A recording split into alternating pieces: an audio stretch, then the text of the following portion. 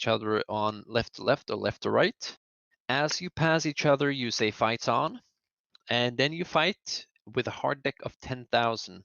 And the way that you acquire a kill is to have a 3-second gun tracking kill. And if you get that, you report guns, guns, guns with a hard deck of 10,000. Once either of the aircraft report terminate, the other aircraft will repeat terminate, and you will reset the exercise. That sound okay? Yep. Roger. We do not jettison anything, right? No, I've given you guys a bit of a lighter loadout, so you're not flying with a truckload of Phoenixes today. You have primarily AIM-7s and a couple of Sidewinders. Okay, and that, yeah. Any questions? Nope. A few. One, are we using some kind of transition altitude or transition level where we reset the altimeter? Or that's a good point, actually. That's not something that we have operated with, but it's the standard US 118,000. Okay. I'm not sure. I'm asking. Yeah, it's it's flight level 180 or 18,000 feet. Yeah, okay, copy. So you can set to 29 or 902 once you're passing 18,000, and then resetting on your way down. Do you reset at 18,000 as well, or do you do it later or sooner? I think the way I remember it, you reset at once your altimeter shows 18,000. If you're coming from above and below, it doesn't matter. I think they don't have that concept of transition layers that we have in Europe, but I might be wrong. Yeah, okay. It will work for our intents and purposes. So let's just do 18,000. We need to talk together and agree on how we're going to sort it as a wing and get it into our documentation and training. But we haven't operated with it. But it's a good point. So you can change to standard pressure once you pass 18,000. And then you can go back to, you'll of course get a pressure reading from Marshall as well.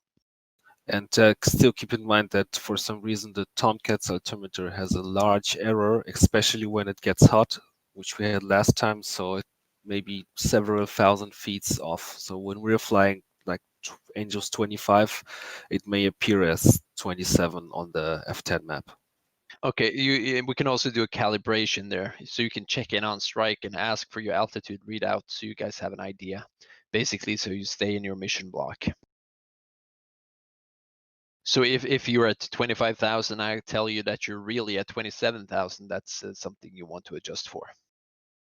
Yeah, the thing is, I mean, it's actually realistic. I mean, we're not measuring altitude, we're measuring pressure, and I'm not sure in the real world, but if we all have the same altimeter setting, it shouldn't matter how high we actually are. It matters what our altimeters are showing. So I'm not. I don't know how the Hornets, if they have the same modeling or not, but maybe this is something we should talk about later. How we deal with that altimeter issue. And copy. What we could do a calibration check for both flights. You hear this, Mav? Was that a yes?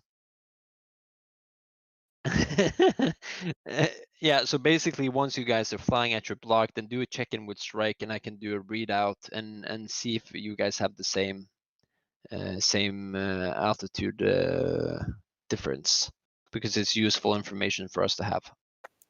And one more, no upper hard deck for BFM? Yes, sorry. Good thing you said that. The upper hard deck is at 30,000. And that is not only for BFM, that is for all operations, because we have civilian airliners passing above us at 30,000 or above 30,000. Okay, copy that. I'm back. Okay, excellent. So just an extremely quick recap, check in on the human tower frequency, and you'll get a read back from Belfi. He will be the tower, and he will clear you by your Modix number to your catapults. Rejoin as quick as you're able, but keep safety in mind as we are flying dark. Keep all your lights off until you are saluting. And once you check in, don't forget to be prepared for the ramrod check-in as well. And I think that basically covers it. Question about the lights. When I salute or when I'm hooked up, You also do the taxi light, right? Negative. No, never. So yeah, Okay. taxi light is always off on the boat. One thing is to not shine in the face of the people on the deck, but one thing, once you're heading into land as well, you're obscuring your AOA lights on your front wheel, which should be visible to the guys guiding you in. Good. Good. Yeah, so taxi light is just a land-based thing. It should be bright enough on the deck in the morning and with the lights, I think. Yeah, and also Well, you guys have NVGs if you need them for the takeoff and rejoins as well, so don't be afraid to use those. I'm bright myself, so that should be okay. Okay. Then without any further ado, I think we will get going. Just be advised, Belfi, that we have some separation between these flights. I expect that Mav and Co are going to do a briefing by themselves. So just keep monitoring your frequencies and yeah. Copy. A single question because I missed the beginning and I'm just scrolling through the brief now. I just hopped up from work. Is it? I'm a single ship, right? Nope, you're flying with Mav. I did, but I saw only my name. Yeah, you're the wingman. Yeah. Because basically, I sent the brief for forward flight in PM. So the brief that you can see in briefing is for you and Mav. Yeah, and I saw only one. But okay, it's good. I know. So I'm a dual ship, right? Two ship. Yeah. Yeah. Okay. Okay, you guys. I'll be seeing you guys on strike. Have a good one, guys. Good luck. I'll be AFK for 5 minutes. I hope this is okay. Yeah, it is. All Can you right. start the server nonetheless? Yeah, I'm starting the server. Nice, thanks. It's paused.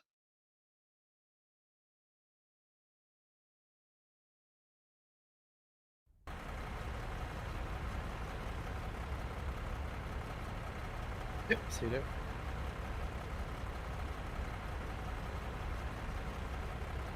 Yoo-hoo, here I am. Yep. You see the briefing in Discord. The PDF I posted. Yeah, that's the one I'm looking at right now. Copy.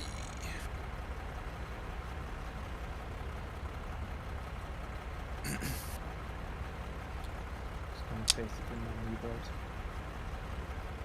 Okay, so we're doing a pretty simple AGM training flight today, shooting off some Mavericks.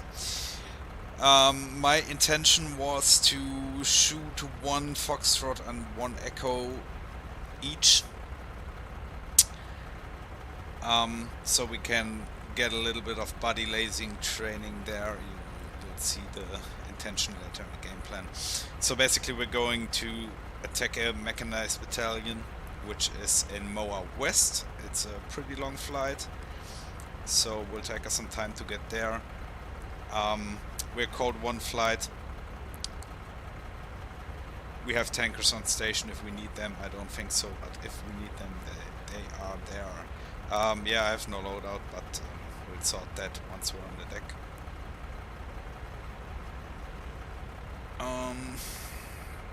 Yeah, nothing special with the communications, all standard for the cruise. Waypoints, the first two waypoints are the preset ones, Ingress Tank and Bullseye. We don't need them today. We have basically 4 waypoints ourselves. That's the corridor entry, the corridor turn, the IP and the target itself.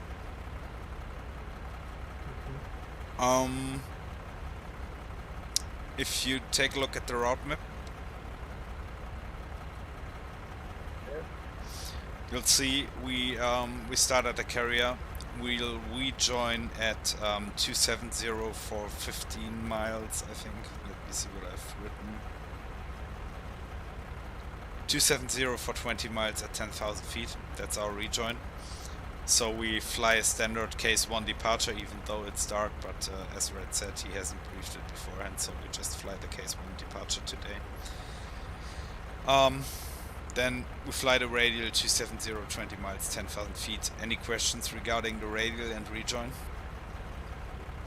No, so but we stick to we climb when we are away from 7 miles from the boat, right? Yeah, correct. We stay below the 500 feet, flying below 300 knots. And once we are 7 miles DME, we have an unrestricted climb, and we can go to 10,000 feet and go to our radial, rejoin radial. What's the standard practice with when you're within 7 miles? You never do rejoin or close up. You just stick to your 300 knots and 500 feet. Yeah. I don't know if it's theoretically possible to do a rejoin, but normally the procedure says always below 300 knots, 500 feet.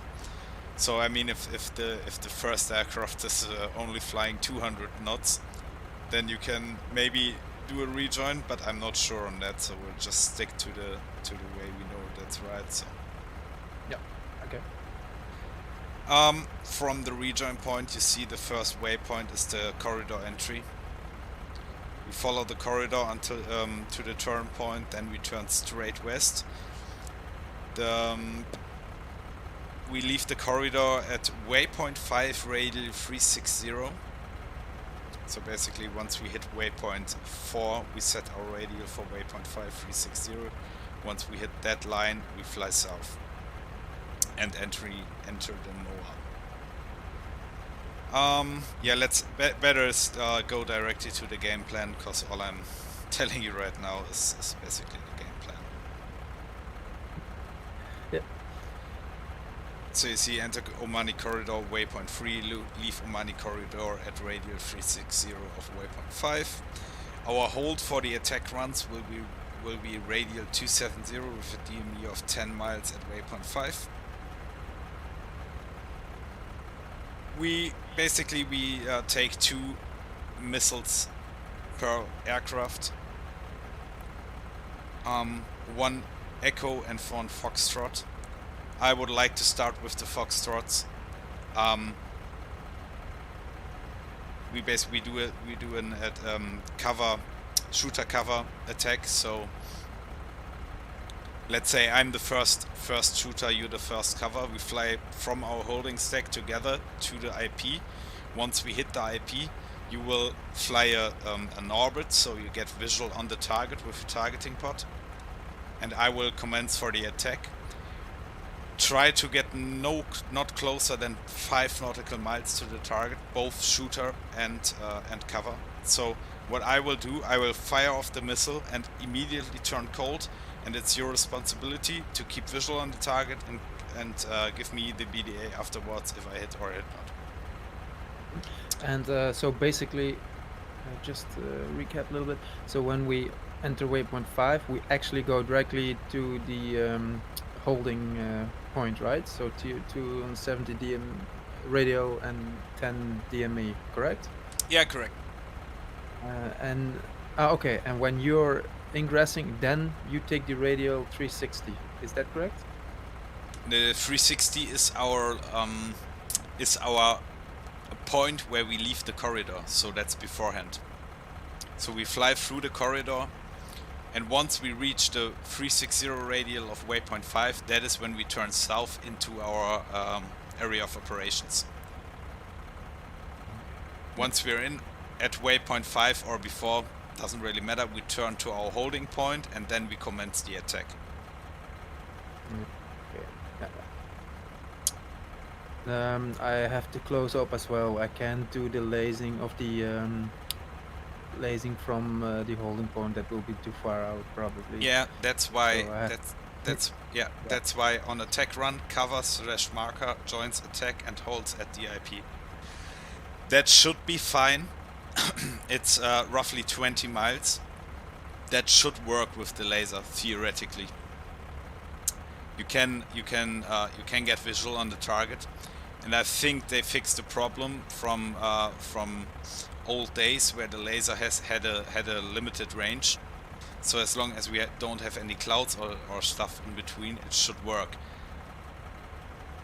But that's a training mission, so let's just try it. If it doesn't work, then we know it for the next flight, right? So Yeah, just trial and error. yeah. Exactly. I mean, theoretically it should work, but we'll see. Then a question about the foxtrots. I am having trouble in single player to hit anything with the foxtrot using the teapot. What are your experiences lately? To be honest, I haven't used them for a long time. The last time I used them, it worked fine, as far as I remember. But same as with the lasing. We just try. If there are any bugs or whatever, then that's the way it is. But we can just try. It should be good training nonetheless. So just I mean the whole purpose of the training is not to fire the missile. The whole purpose of the training is to train the teamwork, the communications, because that's requires much more communications than just dropping dump bombs or doing a pop-up attack, right? So that's the main purpose of this training mission.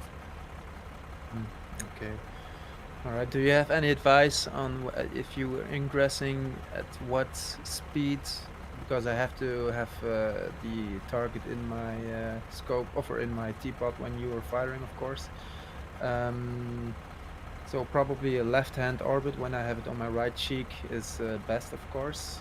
But then how do you manage the coordination so I certainly have my turn towards the target when you fire? Yeah, that can get a bit... that's the same. I don't have a whole lot of experience on this stuff, right? So it's more of trying stuff out. Theoretically, it should work since you're pretty far out, like 20 miles or so. It should work for you to be always visual on the target. If you keep your bank angle adjusted, it should work theoretically. There should maybe one section of your turn where you can't keep visual is when you're actually with the when the target is behind you, but the rest should be possible. But we'll see. I mean, I can make a call out once I'm in. I can make a call out for, say, I'm pickling in or shooting in 30 seconds or whatever. So Yeah, because I'm thinking of making maybe a little bit of a right turn, and then to go a little bit outwards to the right, and then when you call in, I can anticipate and turn to the left and have my teapot on it. So that might work. yeah, the other thing is, we don't have the procedures. There are procedures called mutual attack geometries, mutual support geometries. There's a thing. What we can also do is we fly both in a line abreast formation half a mile, and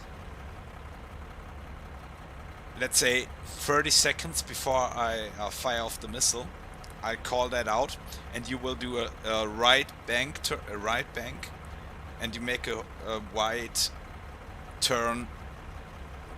You know, so you're delaying your approach to the target. Makes it possible for you to stay outside the weapon engagement zone of the possible enemy air threat, anti-air threats. Yeah. Yeah. Okay, that's exactly what that's what I meant actually. And then Okay. right turn, and you say call in, I can do a left turn and have my teapot on the target. That's what you're saying, right? Yeah, exactly. I think we take the pot on the left cheek station, right? I'll always do it on 4, but you do it on 3. I think it's the left cheek station. From pilot's perspective, station 4, so it's right. But it can be on both. No, it cannot be on both, right? So, no, I think not. So normally, I'm used to it on station 4, but maybe I don't know whether I'm used to it on stage 4. Yeah, for this one, yeah, exactly. So shall we go for station 4 then, for a general agreement? Oh, I always look at the pilot's perspective. Is that wrong? Oh yeah. Correct. You're correct. Sorry, I'm wrong. I'm wrong. Sorry, Matt. I'm wrong. Yeah. Station 4 is left.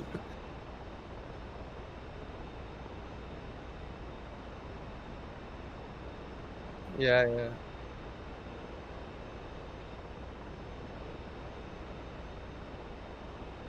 You're exact. So turning to the left should work, right? So we agree on that.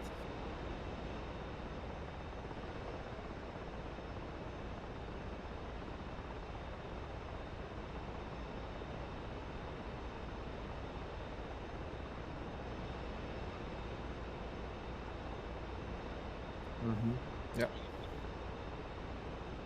I know what I mean. Sometimes the extra tank can be a problem as well.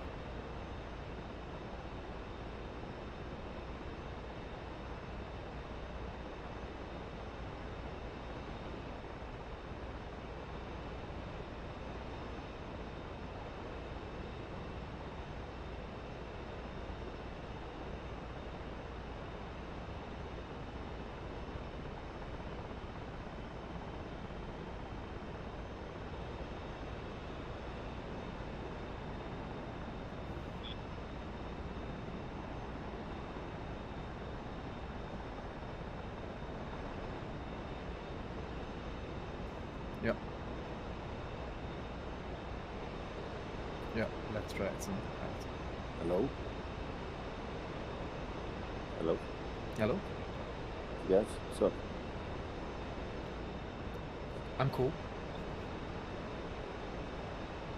yes, I'm using my phone.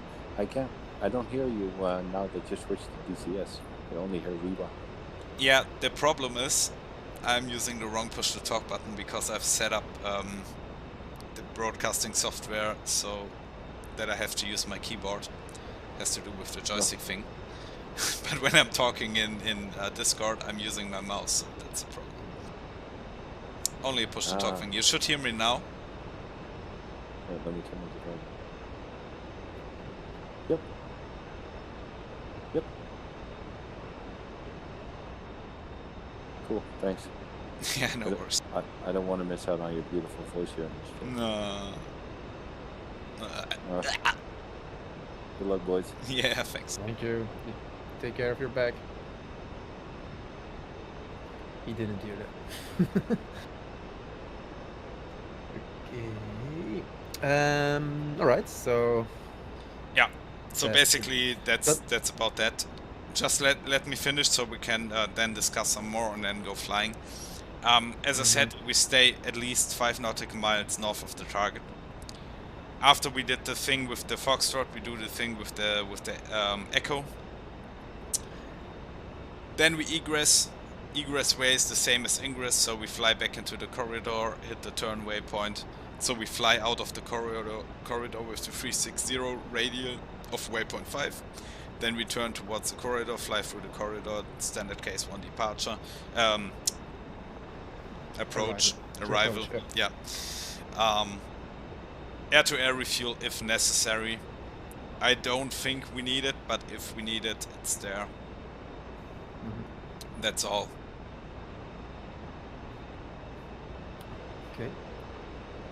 About the laser codes, you have 2 codes, right? One for shooting the laser and one for tracking the laser when you can enter them.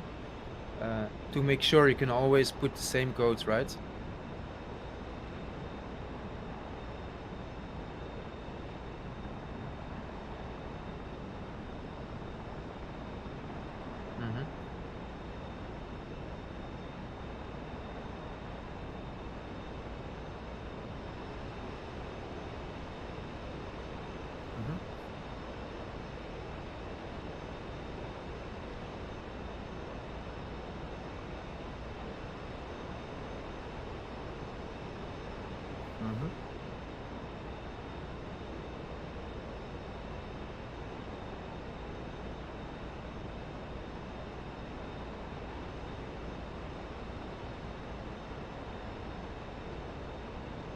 Oh yeah. So normally, yeah.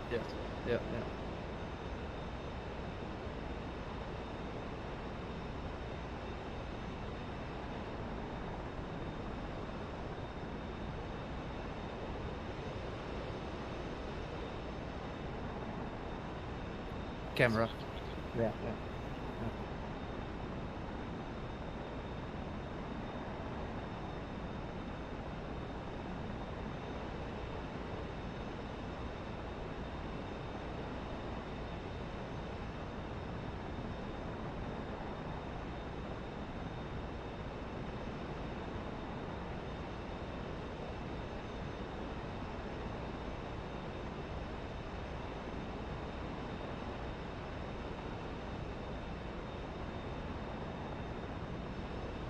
Mm-hmm.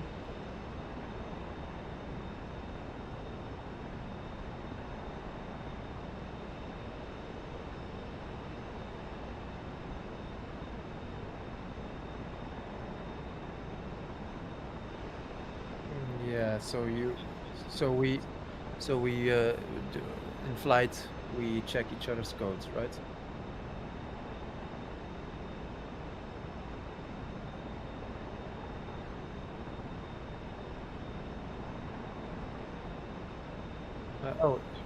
Oh yeah, you say 1655. Is that a mistake?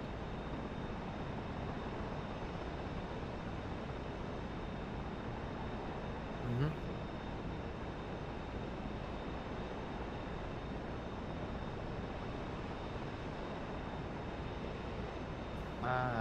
Okay. So if I want to tune in on you, I'm going to shoot a missile. Then I have to tune in on 1651. If you have to tune in on me.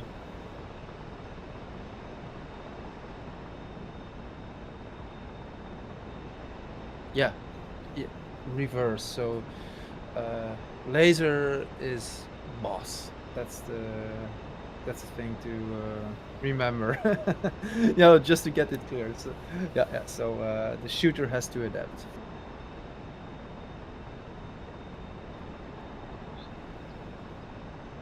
The marker has to adapt. Yeah. They can that. Yeah, yes sir. Yeah, mix it up again. So yeah, the marker is lazy. Probably, but we'll stick with it.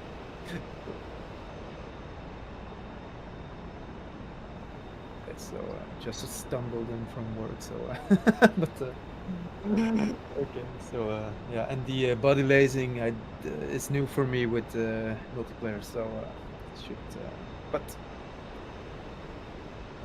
yeah, I will do my best anyway. Okay, then.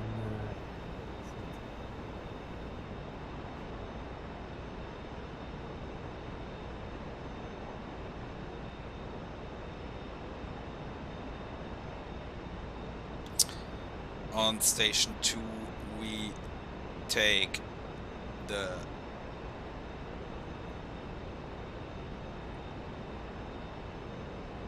actually, am I blind? Down there. On station 2, we use the Echo, so the AGM65 Echo. On station 3, we actually thinking I'm about to leave that empty. Yeah, we'll go with a double ugly loadout. So station 3 is empty. Station 5 we take a tank. Station 6 MRAM. Station 7 tank. And station 8 the Foxtrot Math.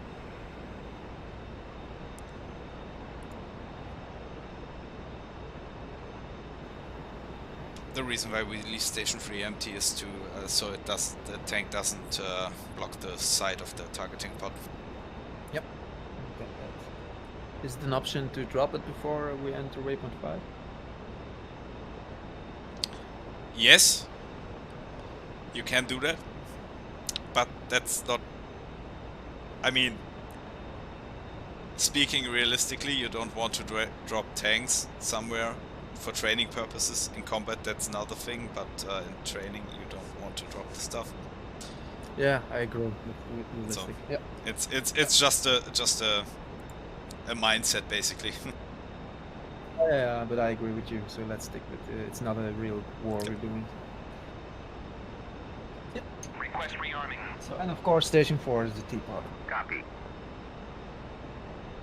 But that's self-explanatory.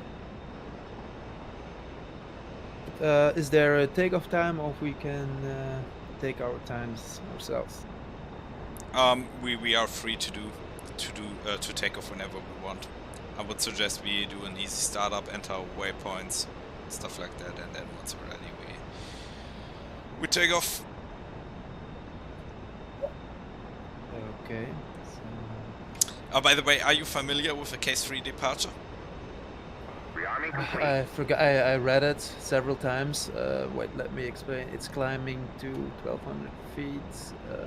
Yeah, I know general, maybe not exactly. 1,200 feet. Once you're 7 nautical miles out, you start arcing for the 10 nautical mile radial arc, and then you can fly on the arc and then leave at your departure radial. Yeah. Are you actually, you want to do that? I mean, if you want to, we can do. We don't have to. Well, I think we can train it. So it's climbing to 1,200 feet, right? And then we arc beyond 7 miles. We arc at the radial. And we arc on the 10-mile arc, basically. So at 7 nautical miles, you start arcing. Yep. And then you fly the 10 nautical mile arc until you hit your departure radial. Yeah, actually. Yeah, I'm okay with that. We can try it, and then if it fails, we are having difficult time to join up, but it will work. I will. Yeah, let's do that.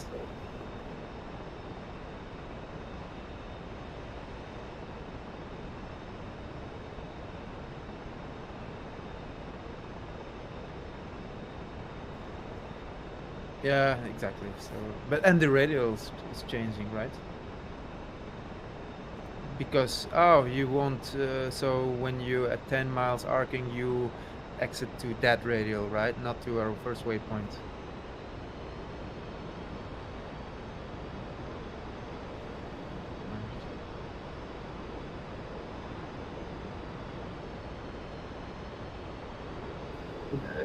Not the radius, no. No. Wait. Just look to the left side and up on the island. You see that? No, I'm not in yet, so I see nothing. Okay.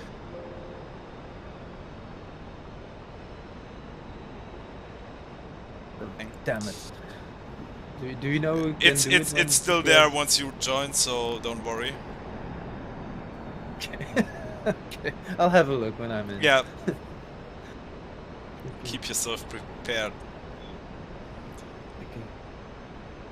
Okay, I'm gonna build my.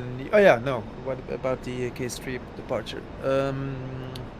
Yeah, because so when you're 10 arcing, so it's just the wheel, right? The center of the wheel is the boat, and we're the outer of the wheel, and we keep our distance at 10 miles, so that's arcing, right? And then when you're at your desired radial for, then you enter that radial, right? For that direction for the waypoint. But the exit of that arc, is that the which waypoint should we take then for the rejoin? Because normally we should do it 270 arc on the oh yeah, it's the same. Yeah, now I get it when I think about it. Yeah.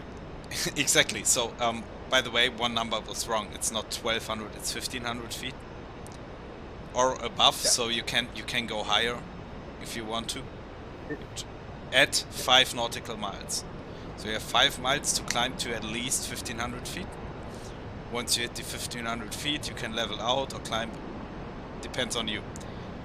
If you hit the 7 nautical mile, you fly the arc. And then you depart on the briefed radial, which is the 270 for us. Yeah. And then you fly straight out until you hit 20 DME on the 270 radial, correct? Correct, and you climb up to 10,000 feet in the meantime. Yeah, exactly. Okay.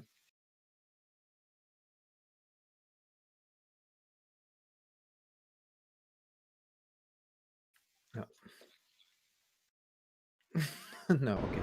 I'll be expecting to turn to the right real quickly. Okay, do you know, do you can build a new board when DCS is running, or you have to close it again?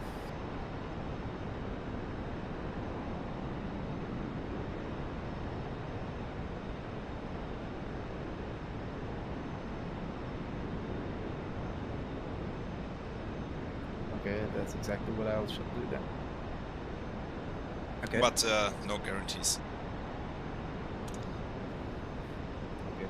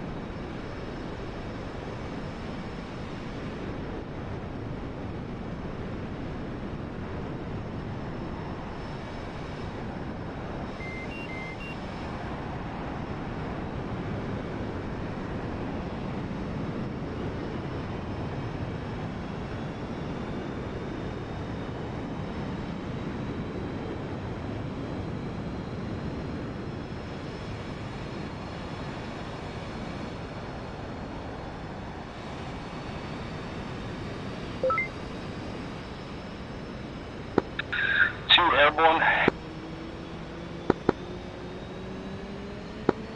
Copy that. Wir bleiben unter 500 Fuß.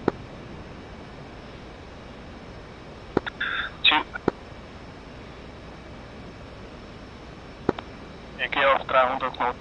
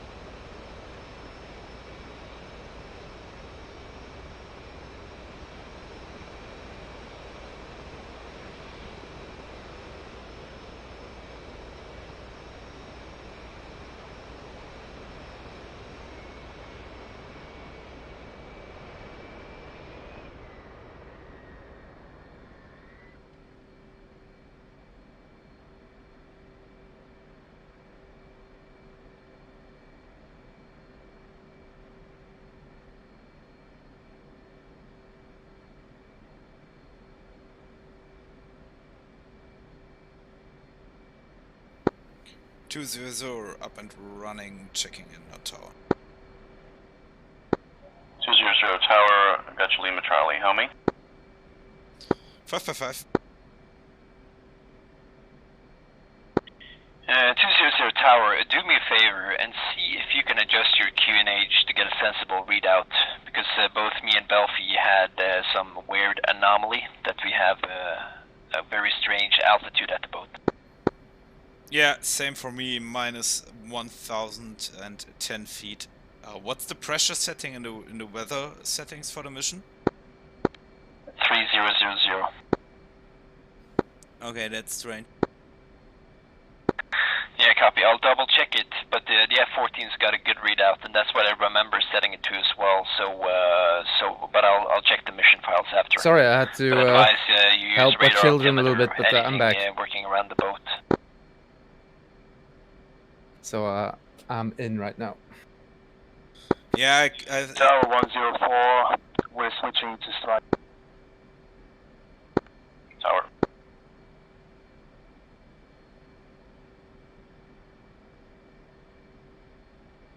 yeah, I mean, if I set it to 31 point... No. The best I can set it to is minus 20 feet on the deck. So, roughly 100 feet off still. Okay, Yeah, I have I'm exactly muting the Discord, same, okay? Readout. Maximum is 3100 and it gives a negative 20. Yeah, same for me.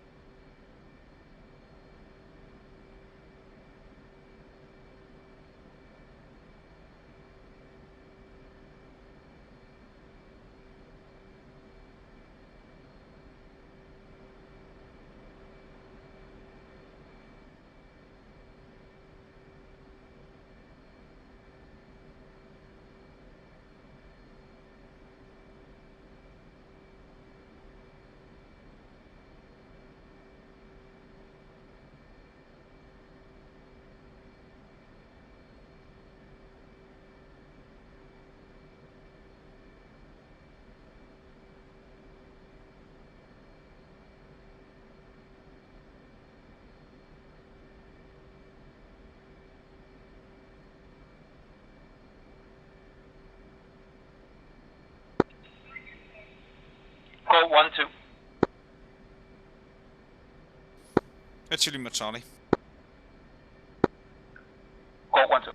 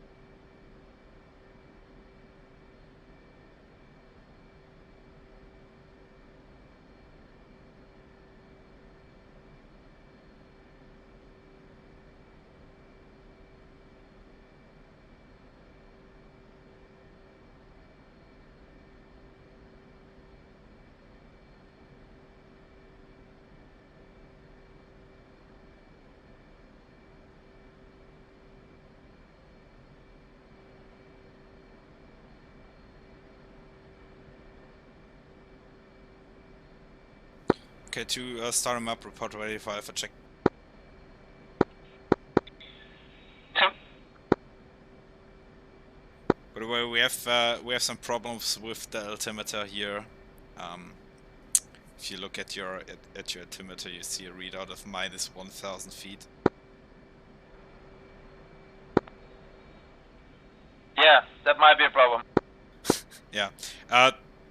Dial it up all the way to 3100, which gives you a readout of minus 20 on the deck.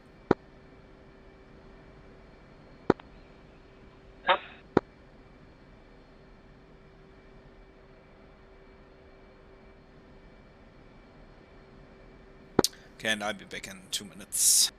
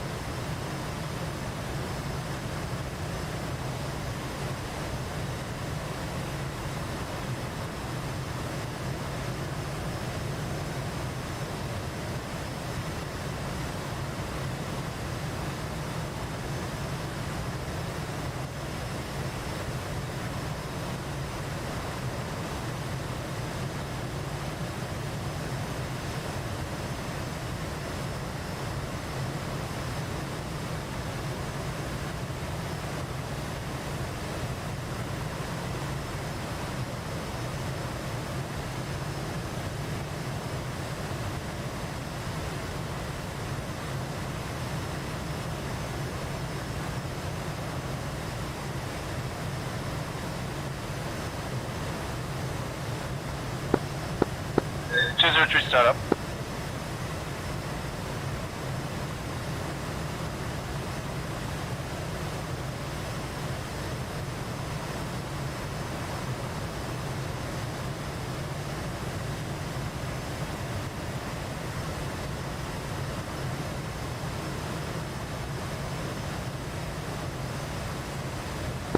Tower 202. 203. Now that's correct. You're 203, Weewa. A firm.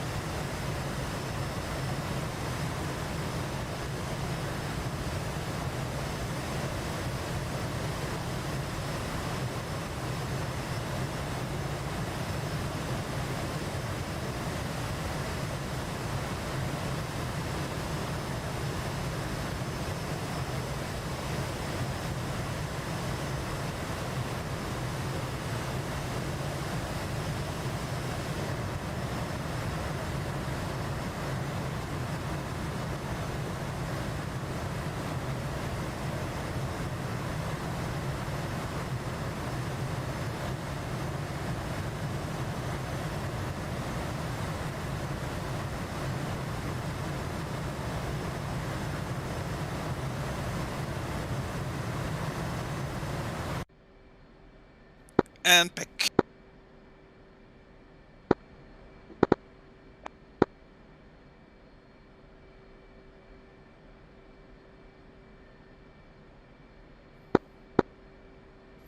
You ready for the alpha check?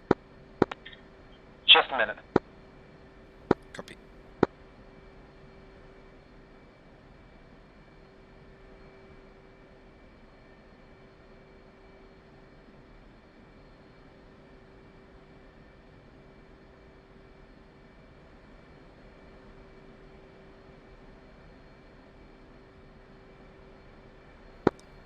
See, it's almost, yeah, I think we can fly an easy case 1 departure. It's sun is up now, so. Yep.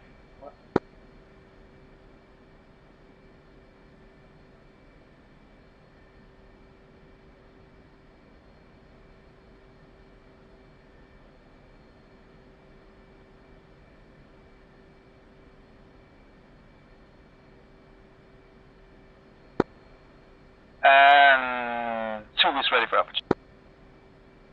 1 copies, steer point 1. 286 for 179.5. 2 say. Steer point 2, 303 for 225.7. Steer point 3, 264 for 125.1. Steer point 4, 258 for 204.9. Steer point 5, 257 for 238.3. And steer point 6, 252 for 225.3. 2 same. Quite a long distance to go, huh? Jesus. Yeah, I was thinking the same thing.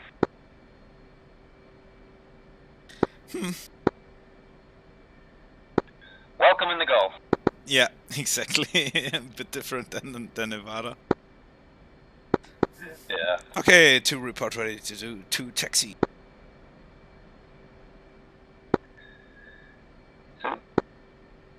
And remember to push COM2 button 3.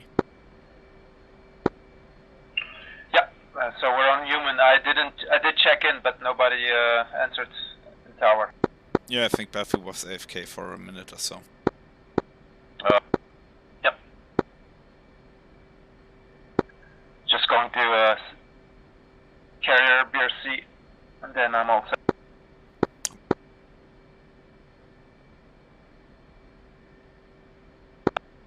You know what's funny? Remove the wheel chocks. 290, I think. Copy. 290, yeah. Wheel chocks are now removed. But in my HSI, in the left upper corner, where normally the take-hand symbology should be there, but I don't see it. Yeah, is your token on? Yeah, I had. Yeah, Check it is it. on. Okay, it's working for me, so turn it off and on again. Yeah, always good practice. Yeah, but the thing is, it works, but I can't select it like you on the right side. You can select waypoints, but now it's blanked out, so it doesn't appear on the HSI. But it's working, so I won't mind with that. So I'll send you a screenshot later. Okay, strange, yeah.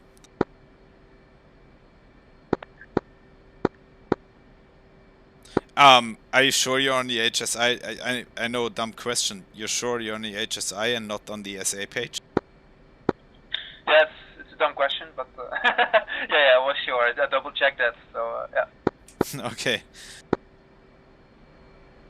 But never mind. Let's do it this way. So 2 is ready for taxi. Copy. Tower 200, request taxi to Cat 1. 200 tower, you're clear to taxi to Cat 1. 200. Tower 203 is ready for taxi for Cat 3. 203 tower, you're clear to taxi to Cat 3. 203 taxi.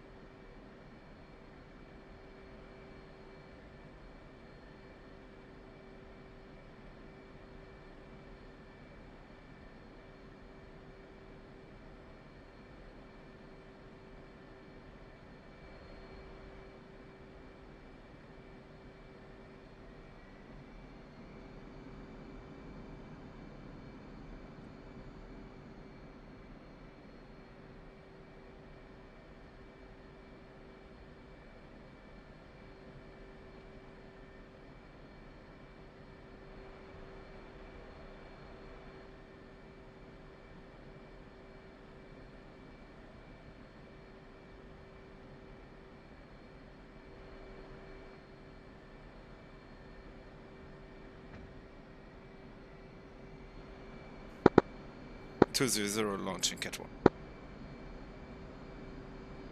Tower.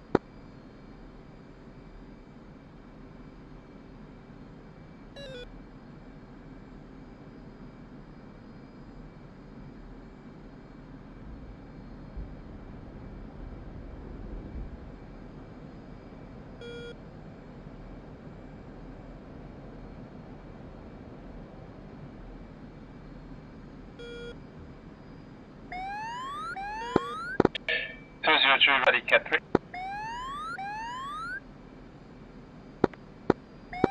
203, you're clear to launch from Cat 3. 203 launching Cat 3. Remember to trim left. We are double ugly load. I forgot that, and I had quite a wing dip there. Okay, thanks, good point. Launching.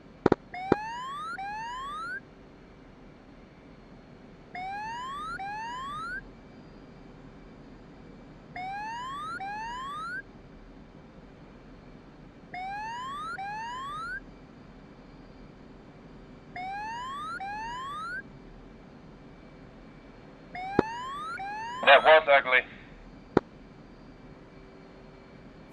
Yeah, right. It's a good thing I did it a little bit, but it could have been more. Yeah, I mean... 200, holding hands with 203, proceed and switch to strike at 261.3 when leaving my airspace. 200.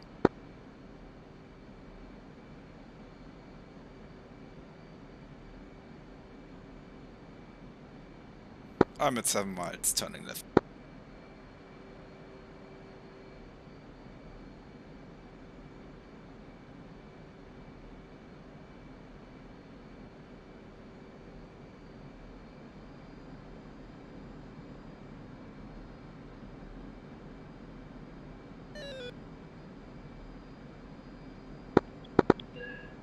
Visual only.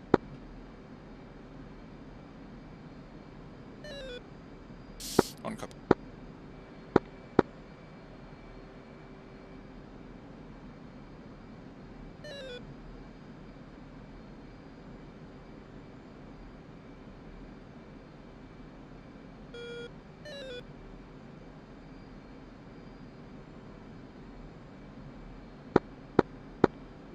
Two is 7 miles out and climbing. 270. One copies. Yeah, I think we can do a running rejoin here. Saves us some time. Copy. Matt, just to make sure, can you give a readout on the QNH? Yeah, it's 3100 since it's bugged. Yeah, just to make sure.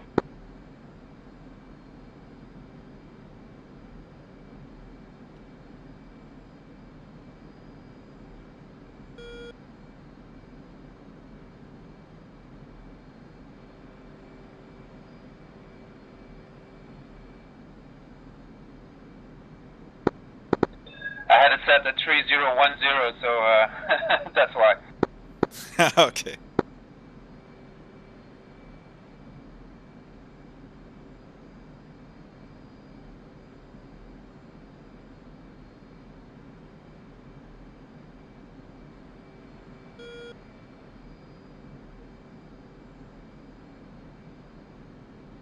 By the way, bullseye is waypoint 2. Yep, copy.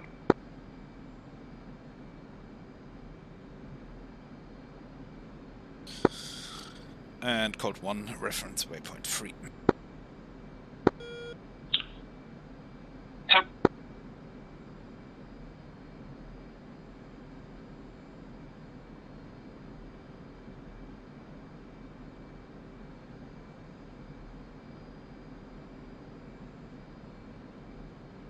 Tower 200 holding hands with 203.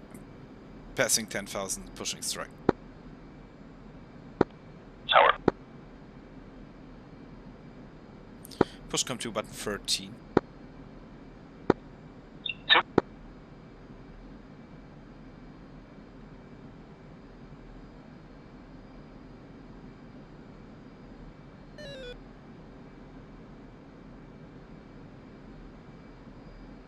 Cold One, check.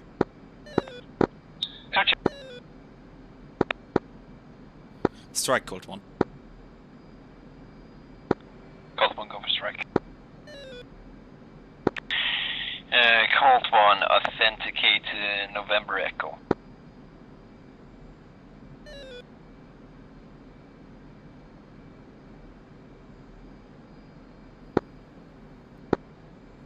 November Echo. What is our ramrod? Stand by. November Charlie. Cold One authenticates Oscar.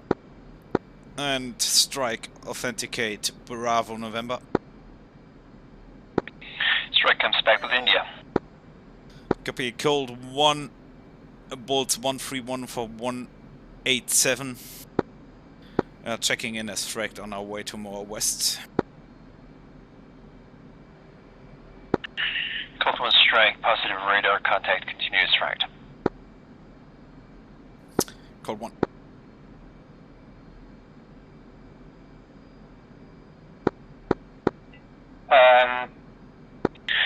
Cold One strike, contact me once you reach your mission block. Cold One copies. Cold One climbing Angels 30. Strike.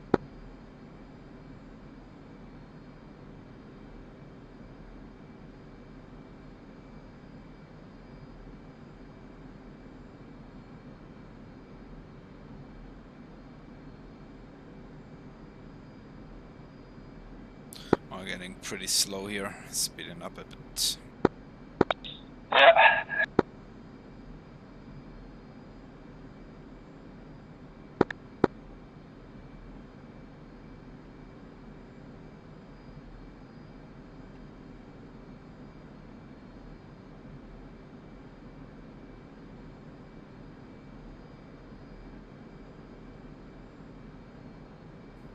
Oh man,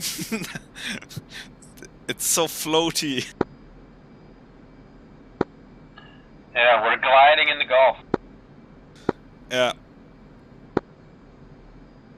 I have a really hard time to trim that out. Oh, did you saw those 810s passing by? What? Did you saw those 810s passing by? I mean, they could. Okay, yeah, now I got you.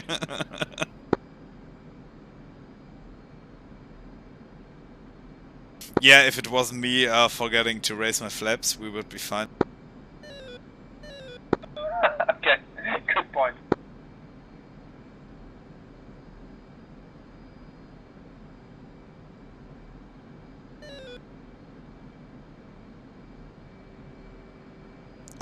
Losing my flight lead qual here instantly. I won't say anybody. Yeah, the thing is I'm streaming. Okay. Then you're screwed. Yeah, probably. Okay, and continue climbing engine 30. Like that, a 5-degree climb.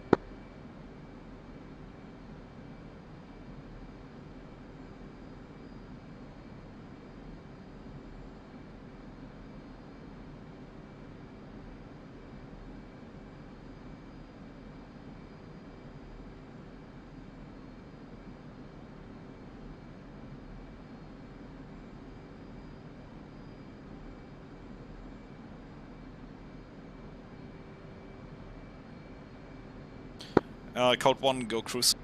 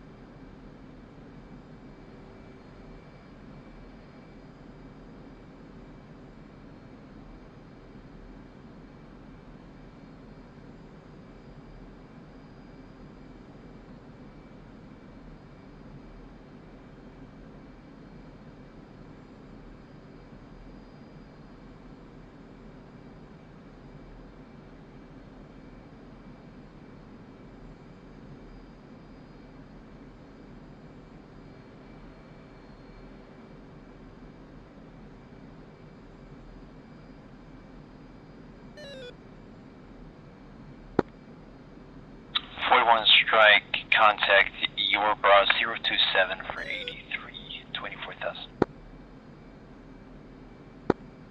Copy.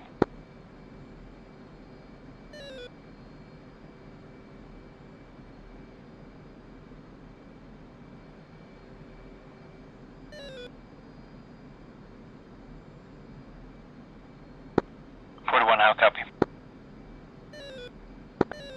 7. 41 strike, did you copy last? Negative.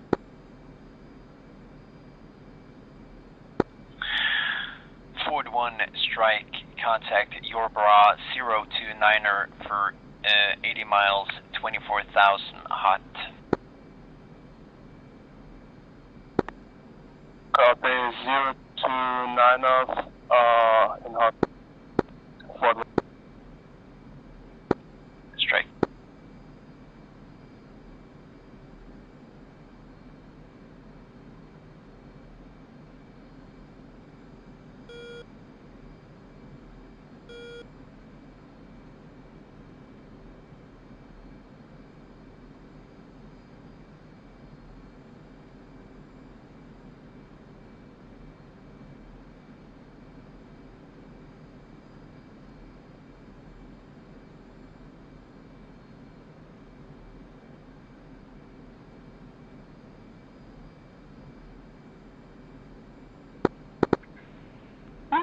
So you never fire the Foxtrots with the T-pod, only internal camera? I did, but it's a long time ago. Yeah, that's where I get the problems. So they always fall short when I use the T-pod. So maybe I should do the Foxtrots without the T-pod. No, that is the reason for that is that you need to keep a look at the range. The range for the Foxtrot map is approximately depends a bit on altitude, but I would say like at 20,000 feet, fire at 10 miles max. So never trust when it says ready, because I always wait until the ready queue. Yeah, the ready queue is only if the MEV has locked onto something, but the missile itself hasn't like a computer which is saying the target is that far away, I can travel that far, blah blah blah. So the missile only says you, okay, I've locked something on, but I don't know if I can reach it. It's a different thing in the A10, cause there it's more integrated. And in the A10, the computer can tell you if you're in range for the MEV or not. But in the Hornet, it's not the case. You have to do it by yourself. Okay, good. I didn't know that. 41 strike, copy all. Be advised, 41, you're getting close to the Iranian airspace. Advise, turn south 180 immediately. In that case, 41, try with the T-pod, because you have a better picture. Yeah. And my experience is with the MEV itself, it takes you quite some time to get it on target, and then you have to kind of fly with the nose towards the target, which costs you altitude and... Yeah. T-pod is better. Yep.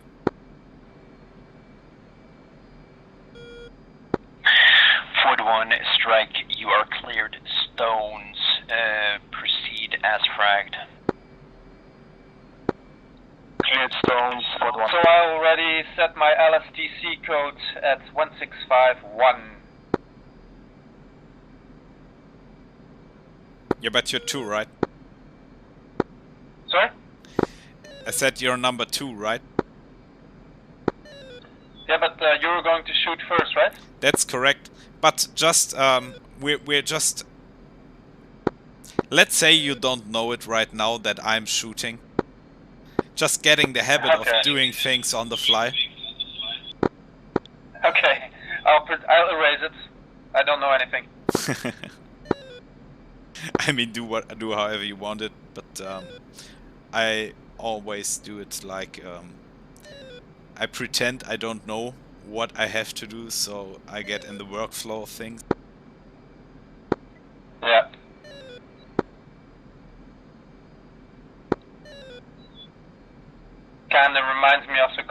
communications with my wife, but I got you.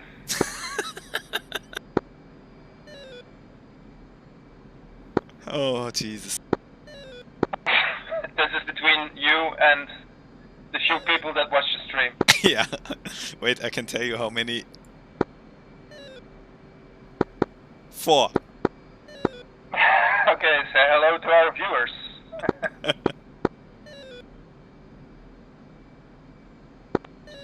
Strike for 1 is stones.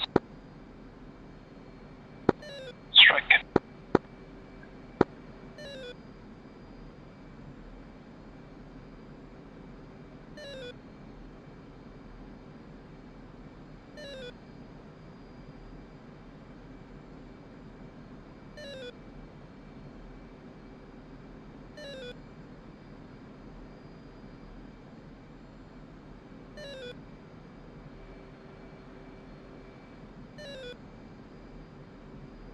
Yeah, it took us almost 100 miles to climb up to Angels 30. Okay.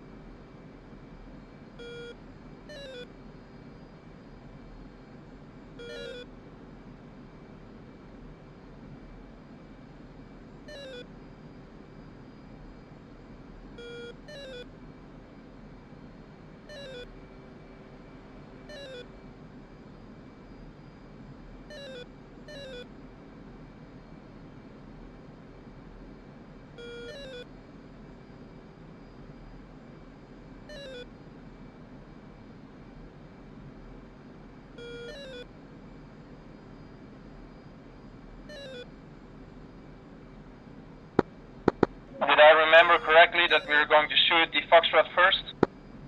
That's the plan.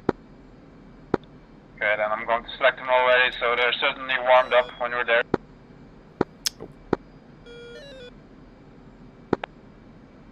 But I do nothing. Hmm? But I know nothing. Okay.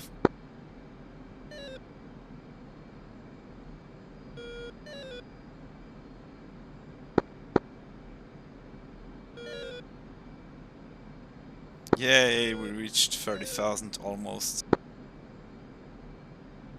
So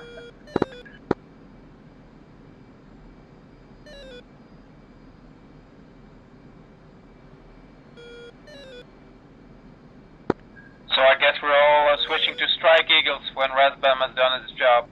Yeah, seems like it's right. Yeah, that Oh, should solve this problem.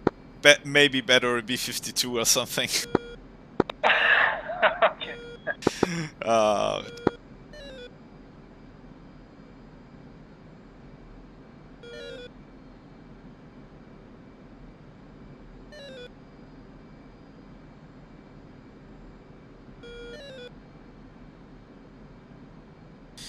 And code 1 flight, fence in. 2 fence in, fuel 11.8 and in the green. 1 is fence in the green. Fuel 11.7 tanks. Feeding. that again. 2 fences in the green, fuel 11.7, tanks feeding.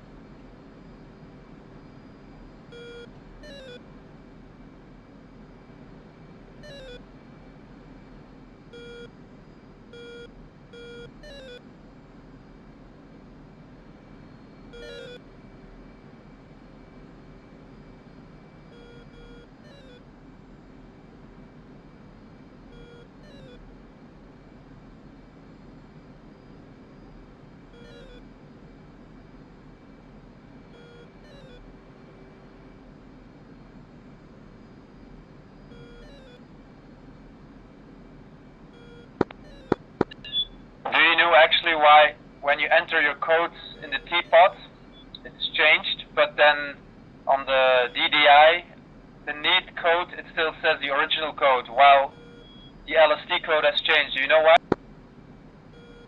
I don't understand your question. Where does code not change and where does it change? Well, in the DDI, where... Oh, there's somebody else. Well, it was me on the wrong channel. No, you were on the right one. Yeah, but something was tuning in. But when you select the teapot and you have it on a DDI, then the row at the underside, let's say LST, and there's the code, right? Yeah. But at the right row, you see code, and there still says the original code. You know why? Strike standby. The right one is the laser target. Can you give me an altitude readout? Say again? Give me a second. Strike code 1, altitude, Angels 30.8.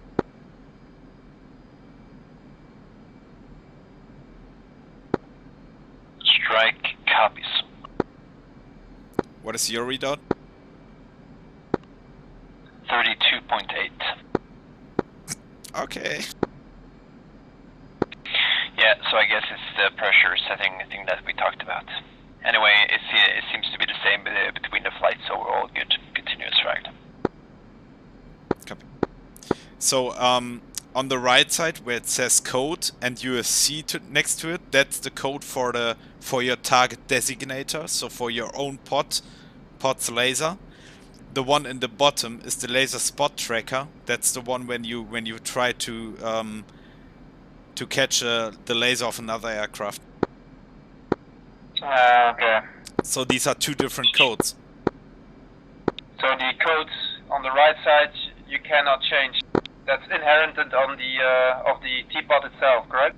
No, you can't. You can't change it. You just have to push the OSB. Huh.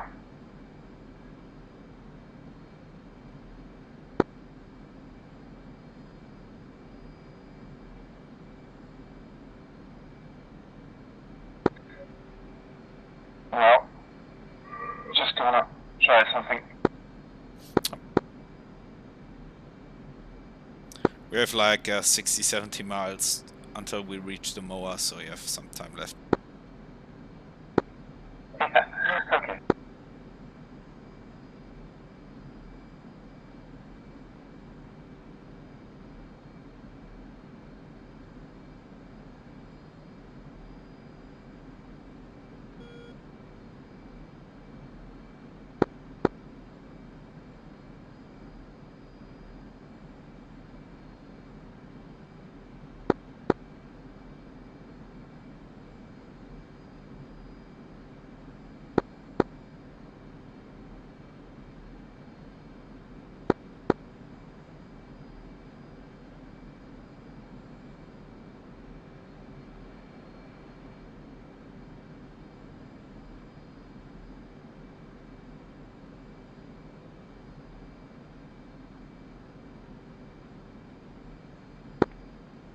Two is heads down. One is visual.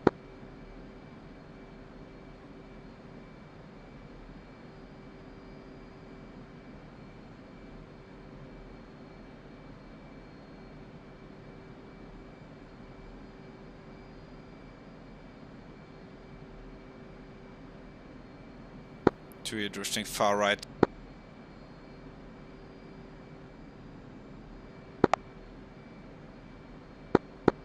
Say again? You're drifting right and you're too fast. Yep. Tourist heads up again.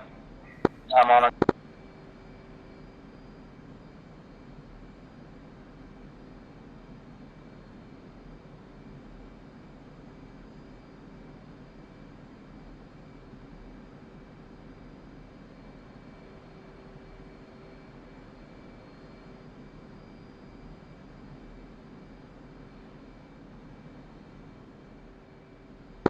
Well, for some reason, if I press the DDI button on the codes, so on the right row, and on the upfront control, there is LSCTSC. I can't change it, but only the LST at the bottom changes. Wait, you have there. If you push the UFC thing, it should show LTDC and LSTC. That was what I used to have, but now Okay. there's only one. Okay, check if your LTD/R switch is set to ARM.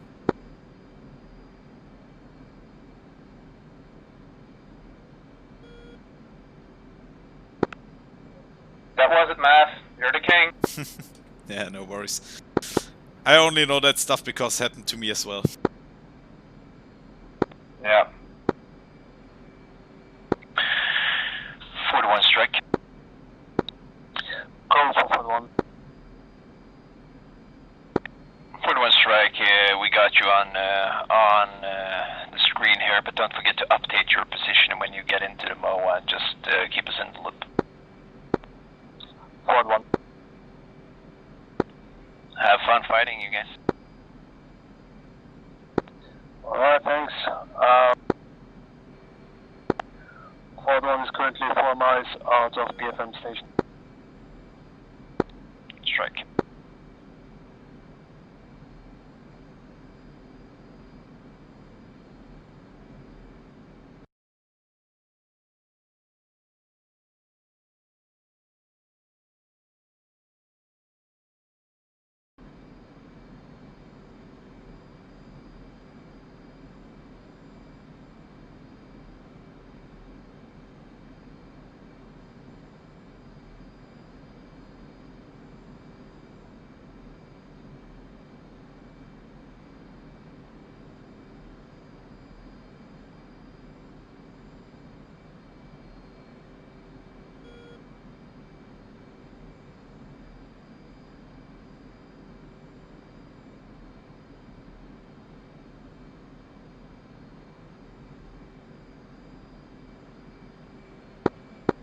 Do you actually know why you have separate codes for these two things? Because normally you probably would change them both, right? No, you won't. As I said, the LST is for searching for another one's laser. So if you're using the laser of another guy, you don't need to don't need to change your own laser. For what reason, right? You can, for example, you can use the spot track to search for a target another one is seeing, and then you can use your own T-pod to designate your weapon. Ah, so you have one for your own weapons actually, and then. Yeah, the other one is And the just to other- pick up a laser. Let's say, for example,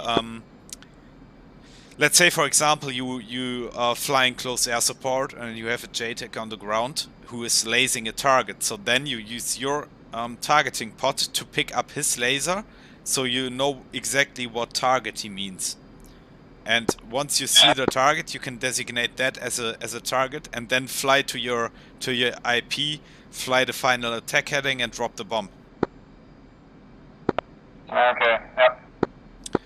Generally, when for example you're flying a CAS mission, you don't want to overfly your own guys and dropping a weapon, right? Because that's dangerous. If the bomb falls short, it hits own guys, blah blah blah. So, but you need to be on the same heading as the guy is lasing to see the laser dot. Otherwise, it can be masked by buildings and stuff.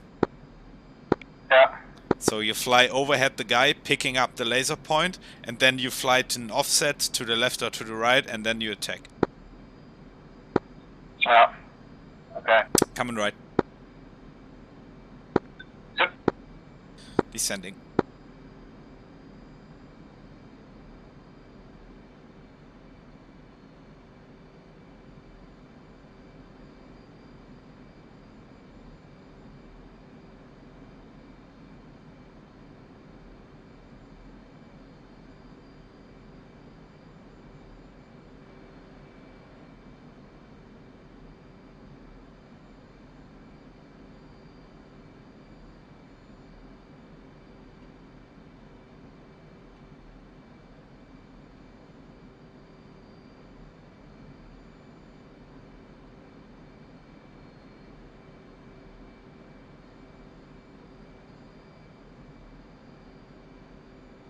To be honest, I've never been to the part of this map before.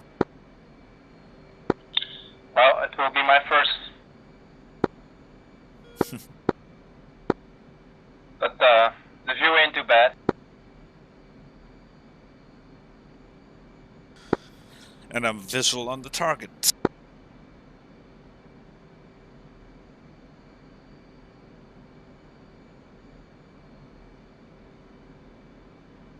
And then I'm clicking wrong click. Fuck! Shall I go line abreast? Sorry, I overshooting a little bit. You're slowing down. Yeah, just stay in cruise for now. Since we are flying to the holding stack and then... Yeah, correct.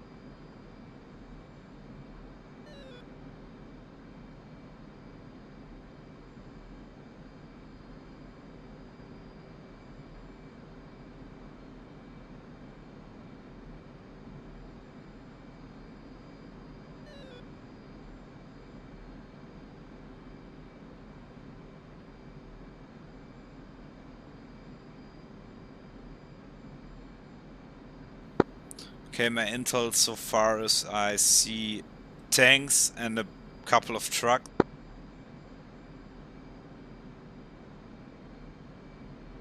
So we will focus on the tanks. You are visual on the target as well? Negative. No. Yeah, okay, try to get your T-pod on target. So waypoint 6, it should be in our... What's it? 7 o'clock. Yeah, you can just go to the HSI, select waypoint 6, hit weapon designate, and then your target taking pod. Yeah, I know. But maybe slewing a little. Yeah, you don't need to slew it. Just hit it and it's right on target, and then you can slew around to look at the Oh, in that case, I have visual. Yeah. I thought they were shrubs, but I didn't zoom in enough. Yeah, got him. Okay. So you see there is one big bunch of vehicles, which with 7, like 3 on the left side staggered up, and then like a little V or U on the right side. Let's have a look.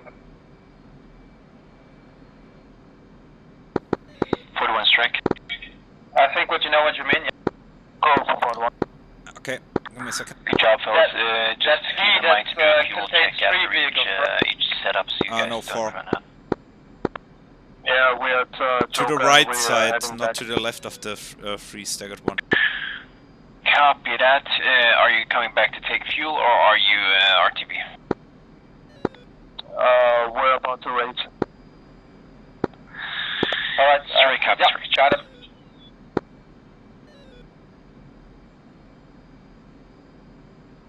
Okay, do me a favor. Set your. By the way, come into left turn now. Yeah. Set your laser spot tracker to 1651, which is my laser code.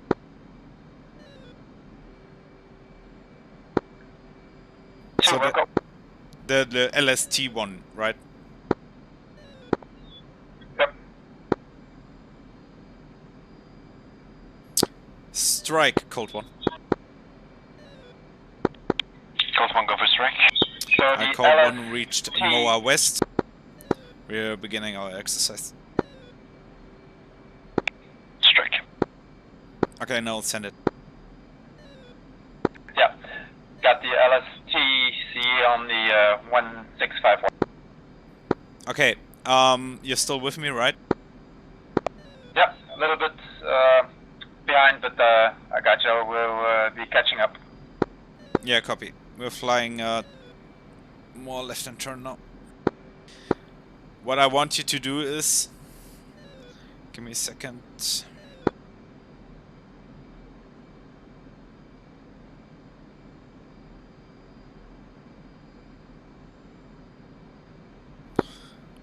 I'm turning a bit more into the target now. Ignoring the plan with holding up at waypoint 5 for now, I want to show you something. That's okay. And of course I have to press the trigger option, right? Myself. Not now, cause you're not lasing. No, I mean later on when I'm when we're doing the attack. Yeah, but only when we're buddy lasing, right? Because Yeah. that's not automatically.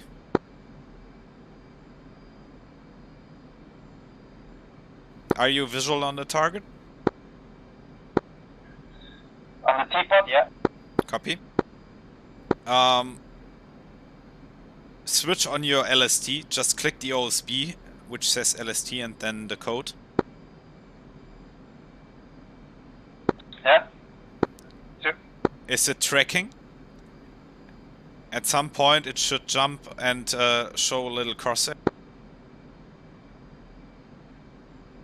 And look. Yes, it's tracking. You see these 3 vehicles? The 2 tanks with the truck in the middle?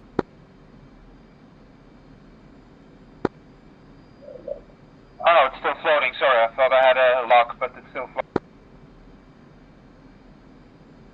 Yeah, we make it. We come a bit closer. Maybe then it's a range thing.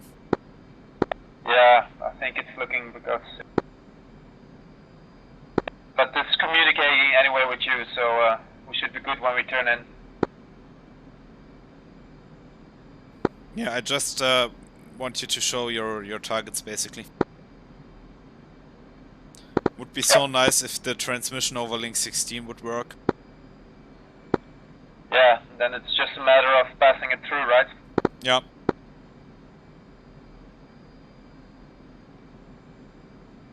Still no joy? Still no joy on the side. Okay, but your LST is set to 1651, right?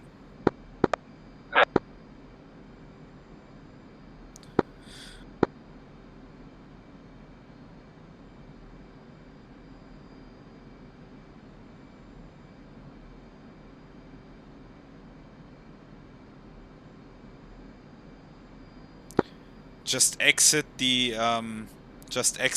laser spot track. Look if your targeting pod is still on target, and then enter it again.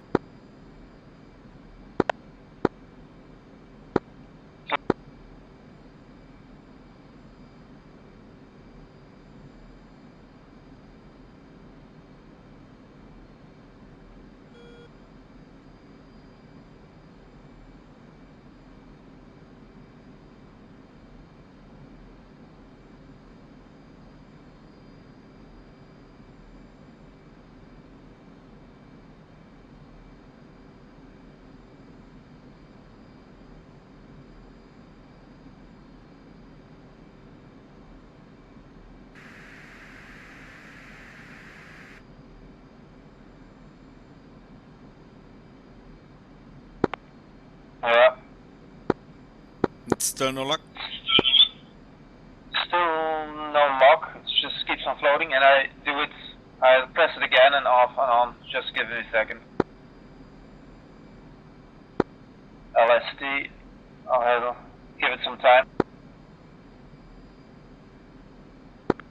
But it should be pretty quick, right? Yeah, it should be locking by now. I tried it, and my MEV locks onto my laser, so that should be working. Okay, let's abort this. Come off waypoint 5. One is from left.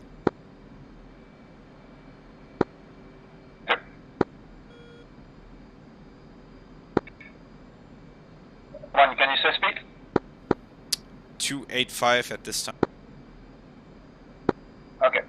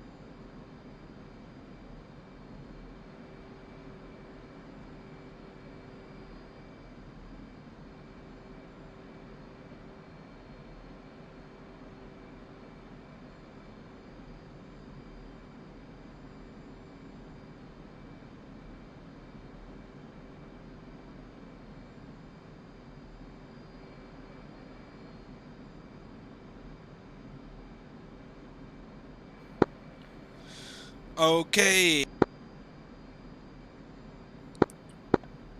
Strike Fort 1, we are rage, request changing to Marshall.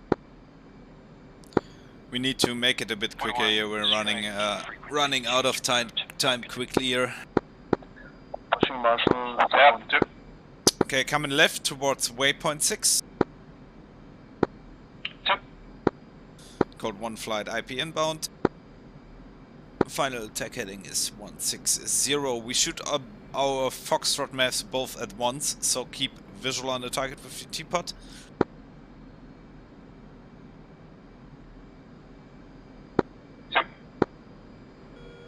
Make sure you're clear of my path, so go half a mile out to the left, so fly attack wing formation basically.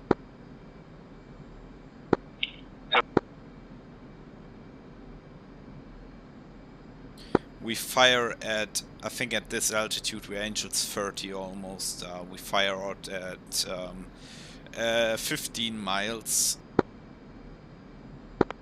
The Foxtrot should communicate automatically, right, without codes, correct? Yeah, correct. They are fire and forget. Yeah, and automatically track on the T-pod, correct? Correct. Yep. You have to uncage it though, right? So, if it's not uncaged. Yeah, I know. Yep.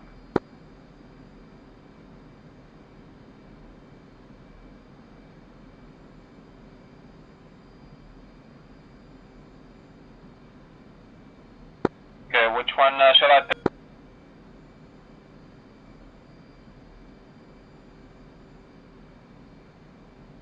Yeah, ignore the 50 miles, we have to go closer. Copy. Just do what you want. I mean, since it's pretty senseless to try to explain you the target you shall target in a bunch of vehicles without lasing or data link. Yeah, okay. I mean, we can try it since we have the compass now in the targeting pod.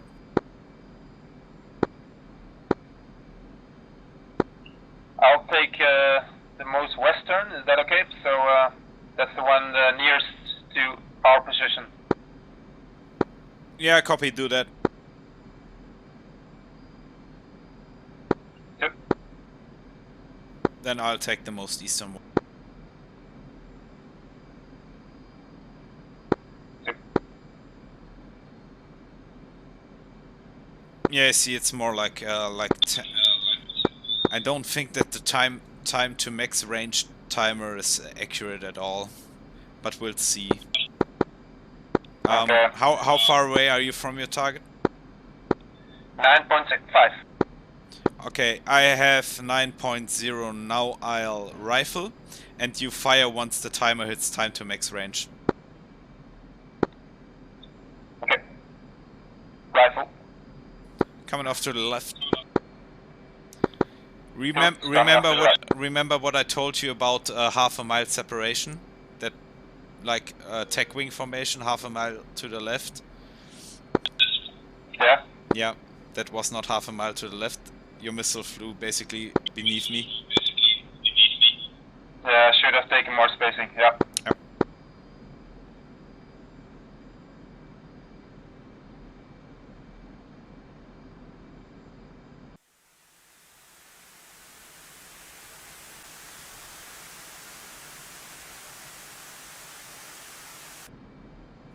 Oh, sorry. Actually, Yeah. You know what's funny? It showed the time to max range. That is what I was talking about earlier. Splash target. Sorry. Yep. Yeah, splash mine as well. I shot like 10 seconds before time to max range, and my missile almost hit the target from above. So the time to max range timer is way off. You can fire it earlier. Yeah, probably. Yeah. But Matt, actually, it was good practice using the compass, actually, because this is an easy way to try to make a reference, right? Yep. Did you know for sure which one was targeting? Yeah, it was pretty obvious, right? Yeah, the most western one. I was on the most eastern one, so it's fine. Yeah. Oh, that's cool. So, yeah.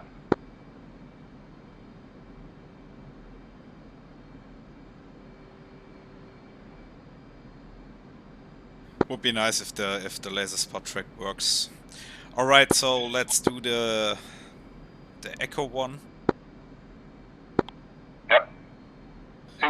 And then it's about time to fly home because we're almost on 8,000 pounds.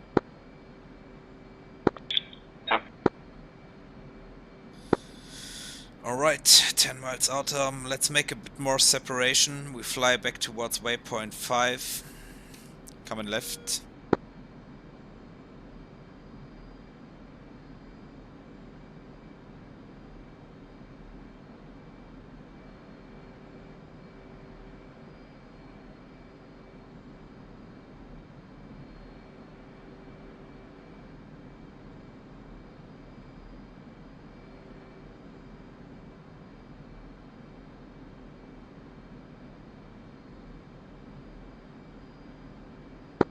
Yeah, I think I did all the things I had to do, but just afterwards have to review this why it didn't work. Yeah. Always a possibility I screwed it. Okay, what is the laser code you're lasing on? Is this 1652? I'm at 1652, correct.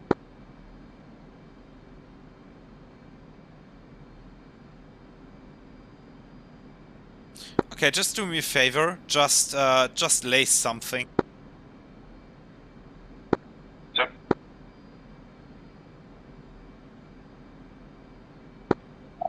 Lasing.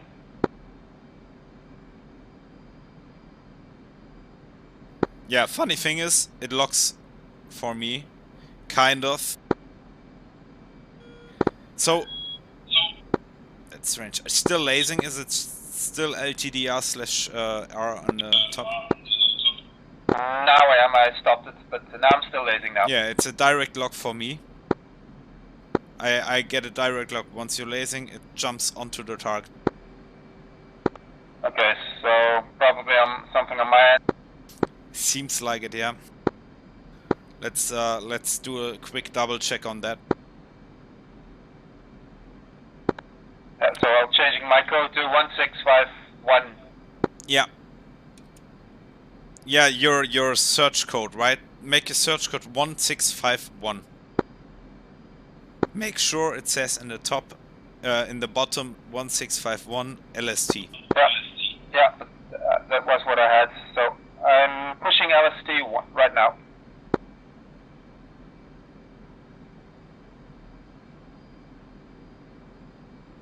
And? Well, it's just starting slewing. It's not locking.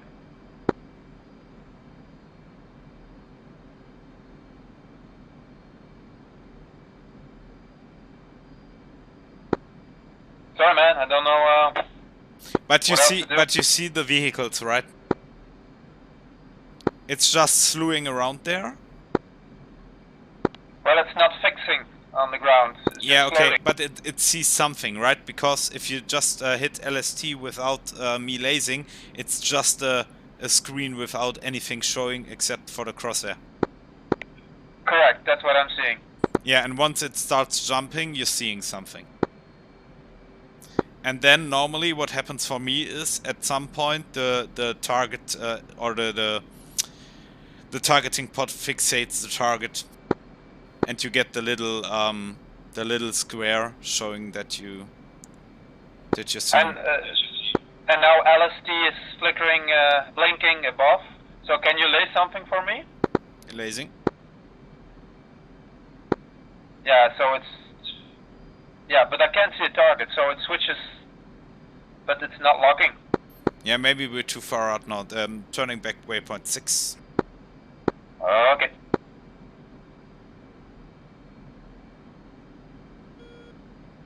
So it is communicating, but I have to find a single target with that.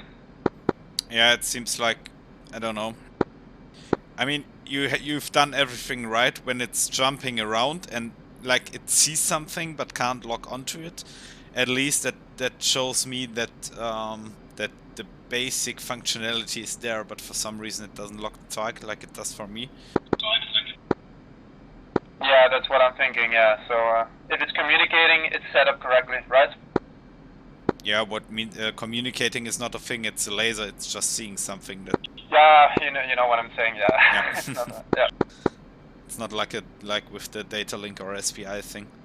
Okay, we're on back to track, rolling out, and so we're lasing doing again. self-designate, right? Yeah, just try hit your lasers for track again. Yeah.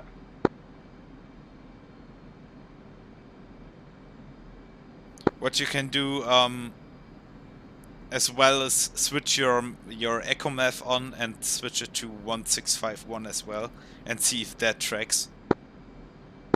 All right. I will.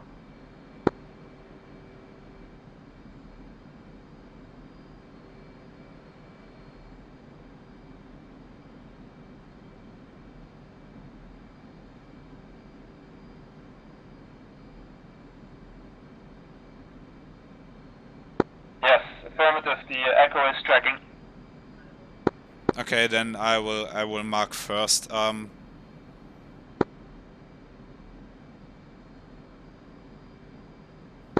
We will shoot, or you will shoot when you have 15 miles to target.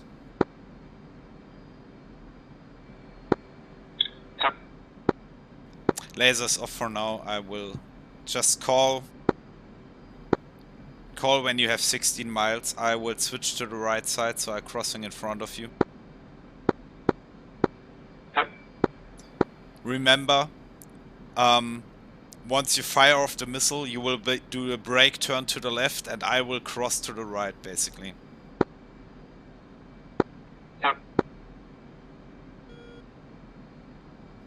Okay. 60. Laser on.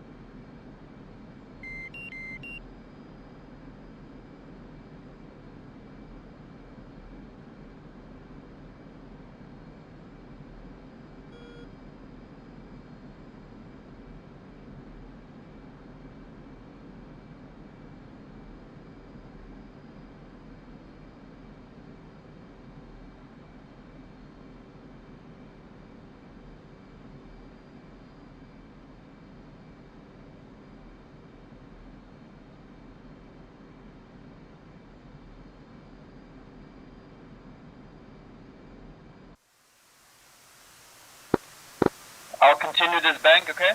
So we can join up.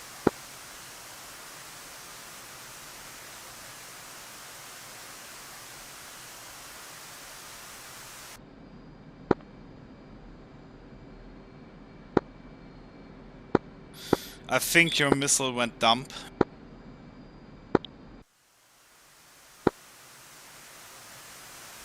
Okay. So you thinking too far out? I don't think so. Missile had enough energy. Yeah.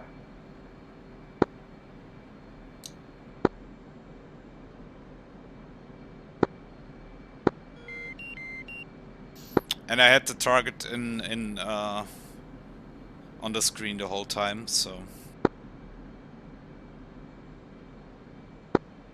Okay. I just returned to waypoint 5. Returning to waypoint 5.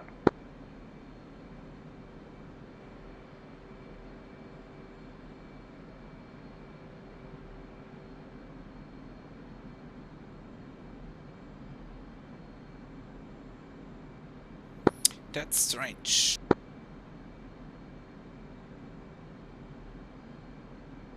Yeah. Shit.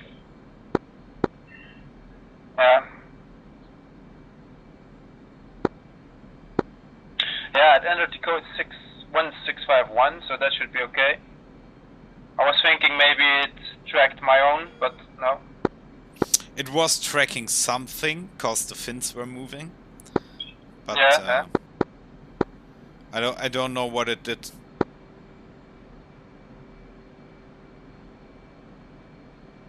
Because the echo always works when I do it myself.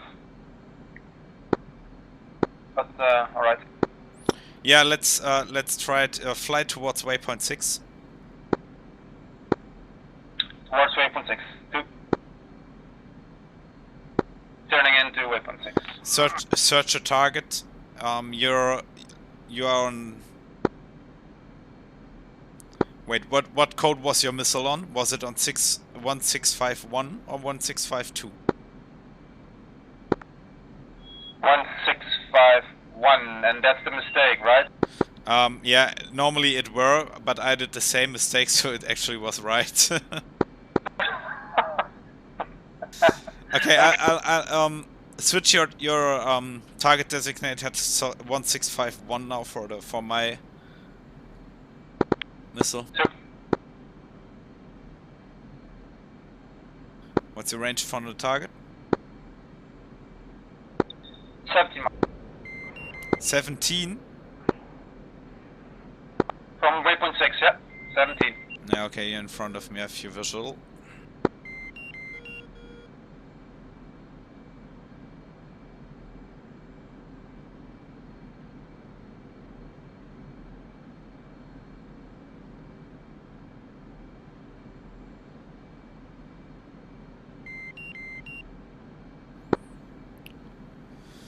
Start lasing at 15 miles, please. Yep. So I should be on 1651 as well for the lasing, correct? Yep, correct.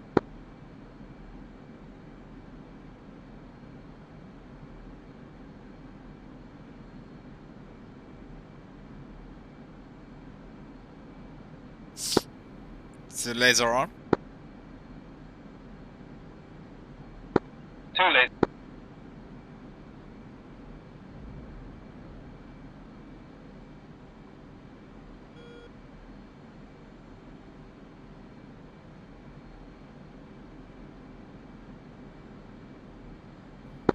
Yeah, missile isn't locking.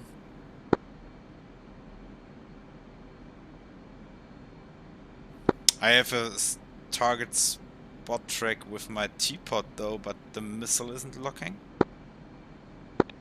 But the teapot, you see my target, correct? Yeah, the missile isn't locking.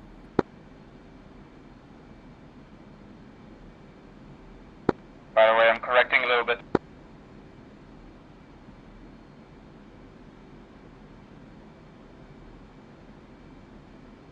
I corrected, so I'm above the target, so I'm making a left turn. I should make a right turn for the teapot. Yeah, abort. Missile isn't tracking for some reason. Okay. So, stop lasing. Okay, I'm running low on fuel. I will just self-laze it for now, and then we'll RTB. Shall I hold cap at the, sorry, hold station at waypoint 5? Yeah, you can do.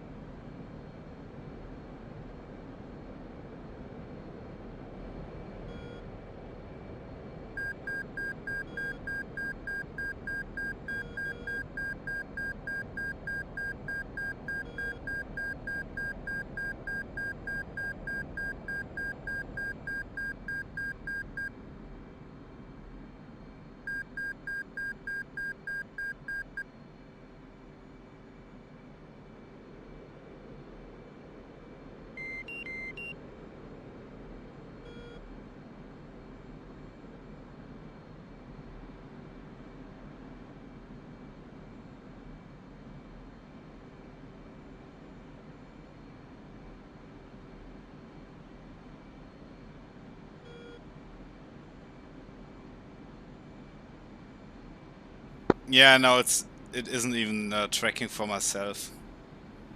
So, can we draw a conclusion that it's a little bit bugged? Or something has changed and we are forgetting something? It's weird though, cause it tracked in the beginning. Yeah, but it is actually last few weeks I've been trying out with these Mavericks and I don't get consistent results, so this might be such a case as well. Yeah, maybe. Okay, I'm coming back to waypoint 5. I'm 15 miles out, waypoint 5, referencing 295. I won't come.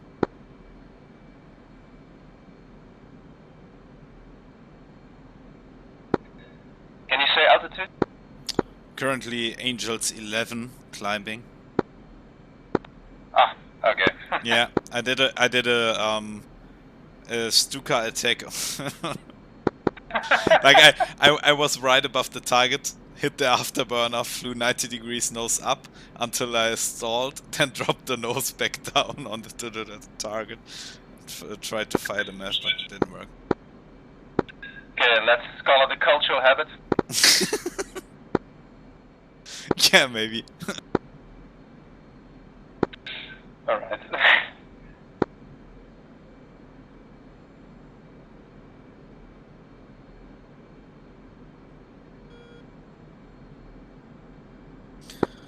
Oh, tumbleweed for a second there.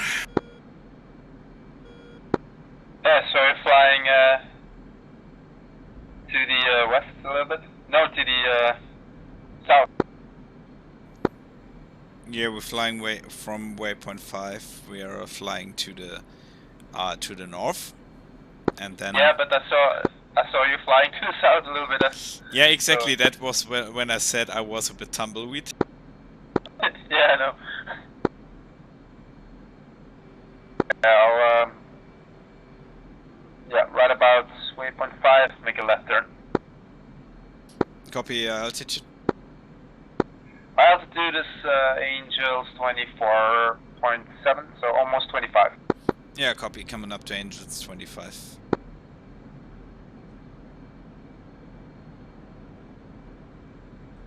Let's see how this works out. I'm making a wide left turn and try to rejoin when you come back to waypoint 5.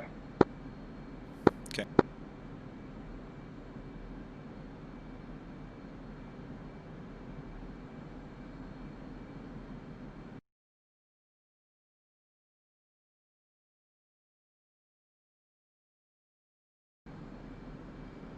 So now I'm at Angels 25.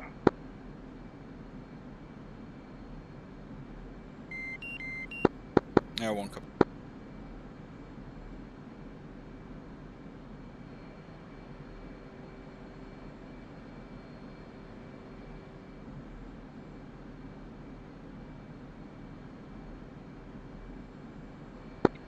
Colt 1 strike. Send it. What's your fuel state? Dropping pretty low. We're hitting Joker. Yeah, we're Joker minus 300. We are on our way back now, rejoining and then heading back to the carrier. Strike copies. Be advised, it's shorter for you to do a rejoin with Texaco if you want to sit before you come back. Are we going for the recovery tank? Strike copies.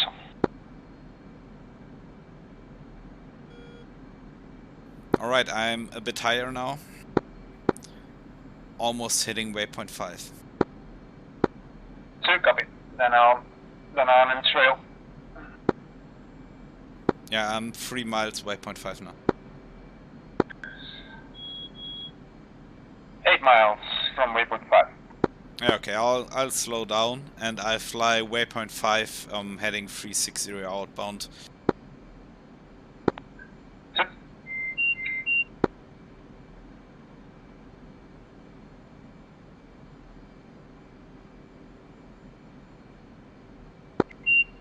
Miles from waypoint 5.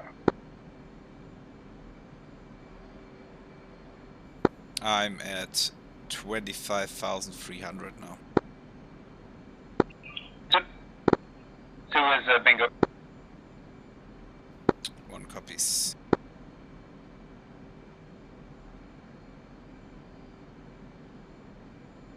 Yeah, we'll keep it slow on the way back.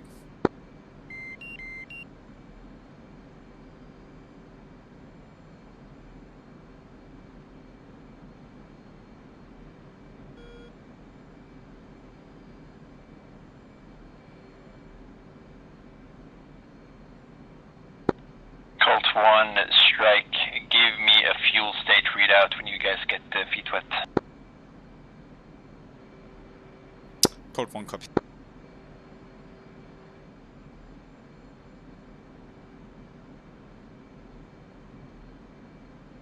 You got me visual or on radar? Switching to radar, not yet.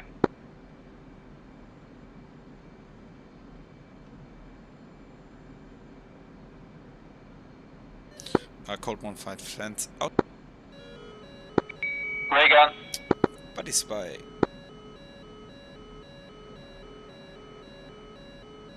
You don't have to lock me. Use your GWS. I know, but I selected the bar side, but yeah.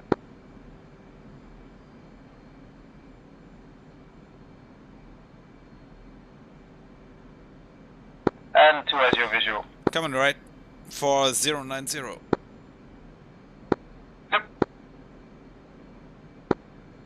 By the way, when I locked you up, I thought it was a good time to fence out. Yeah, by the way, 1 is fenced out in the green fuel 5.3 tanks right. 2 is fenced out in the green fuel 5.7 tanks right.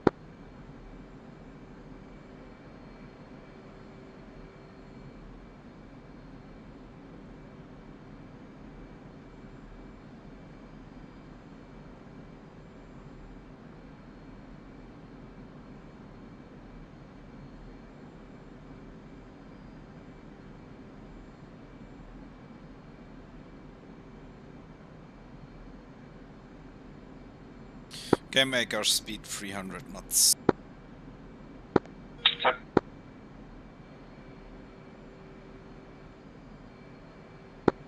I'm coming, I'm at your 5 o'clock. Yeah, try to make your rejoin a bit further out, so don't fly like directly behind me. Yeah, I'm aiming for that one, so yeah. Okay. Normally you should see me over your shoulder, right? Yeah, I got you vision. Yep.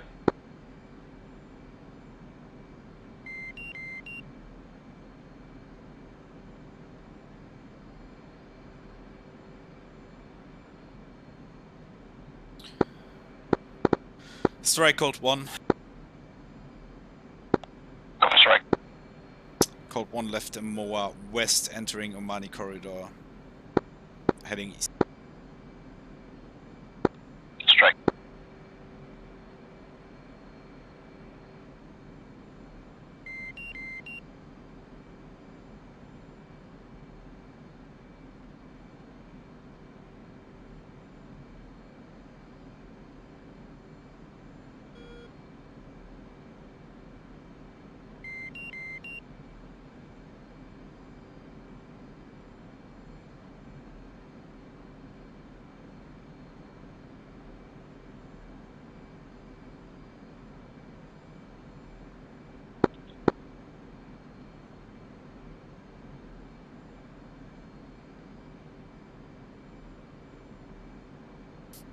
You're making us come a bit back on the speed, coming to Mach point 67. 2, copy.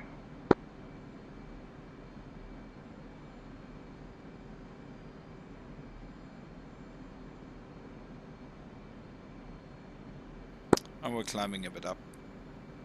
30,000. 2.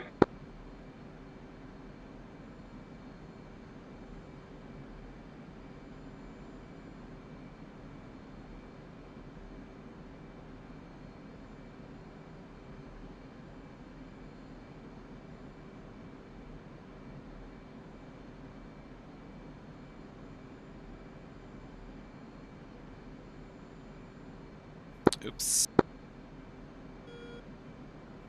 That was the wrong autopilot. Okay. Glad it was that one. I thought you had a heart attack.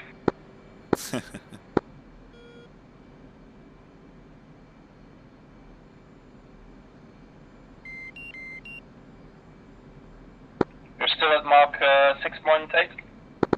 6.8? 6.5 now, accelerating. 2.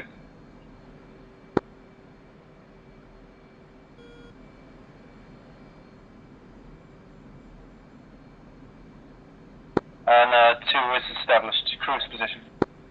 1 is visual.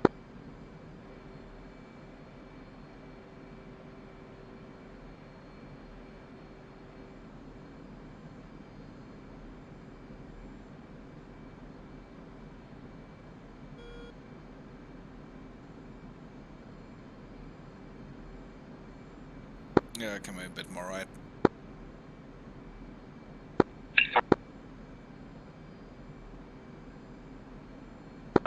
Mav, when you say checking right, is that always 30 degrees or within 30 degrees of bank? Normally it should be a 30-degree bank turn, but yeah, sometimes it's just not. Yeah, that's why I thought it was 30 degrees always, but that's how it some should people be. do Yes. other things. Yeah, it should be always a 30-degree bank turn. Yeah, okay.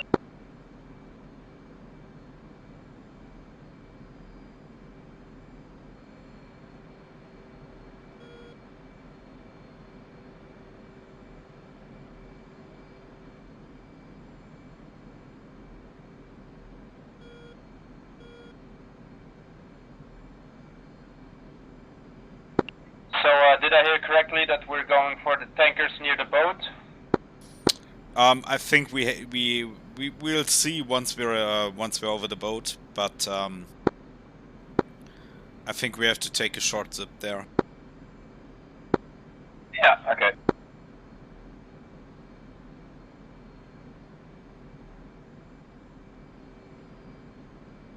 It's good for the deck, not to land too heavy. Yeah, yeah. That will...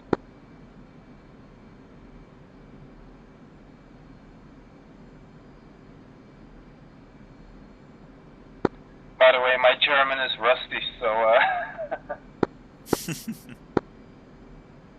But you know, Belgium officially has 3 languages, right? One of it is German.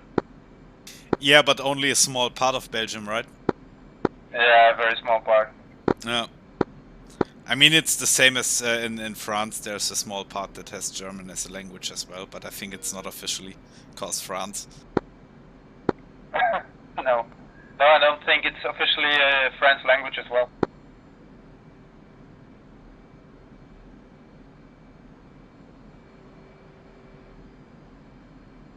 I mean, we have multiple languages in Germany as well, so. Okay. And With all none the of them. dialects. Yeah, and none of them is official. And you're Bavarian, right? No. I'm North Rhine-Westphalia, so basically just over the border.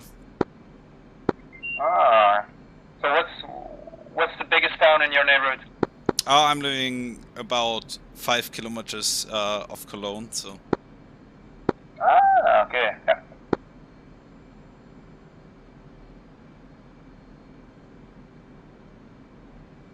I don't know why I had Munich in my head, but I think all other guys in the wing which are from Germany are from South Germany. Like Falcon is from Bavaria. Okay, Mr. T is from Austria, but that's like South Germany. Oh, he didn't say that. we're streaming, don't you know? Oh, Jesus. Yeah, just kidding. But yeah, I think that's like. Ah no, wait. Jaeger is also from a small town pretty near from here. So like, just a hop over the Rhine. It's like 40 kilometers or so. Oh, okay. Yeah, pretty close by. Yeah. So you have those Dutch people who think Belgium is part of Holland as well, but we know otherwise.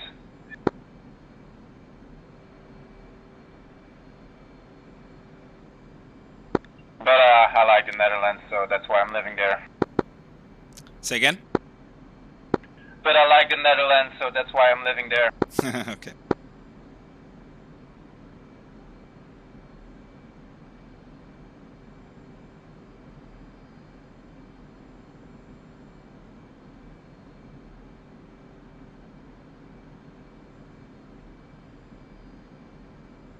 Fuel state 4.8. 4.8? It's 4.4 for me. What the fuck? That AB dive you did there, that Stuka dive, cost you some gas, my friend. Yeah. Yeah, but we're fine. Like we're having 282 miles range until we hit 2,000 pounds of fuel, so we're good. Yeah, probably.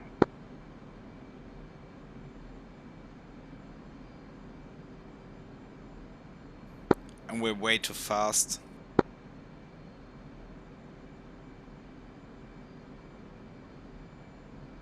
Oh, wait, the range is actually not that much different, so. Oh. It's like 3 miles. Okay.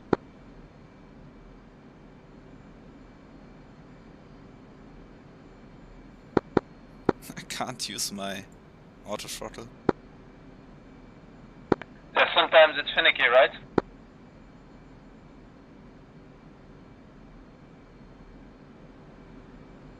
Do you also have it on the thumb 6 beneath the air brake switch on the Warthog? Where? What? Beneath what switch? Do you have the ADC beneath your air brake switch on the Warthog? No, I actually have it on the red pinky button on the throttle. Yeah, I thought, yeah. That's why I have my engage button. Yeah, that one is the master mode switch on the joystick for me. Ah, okay.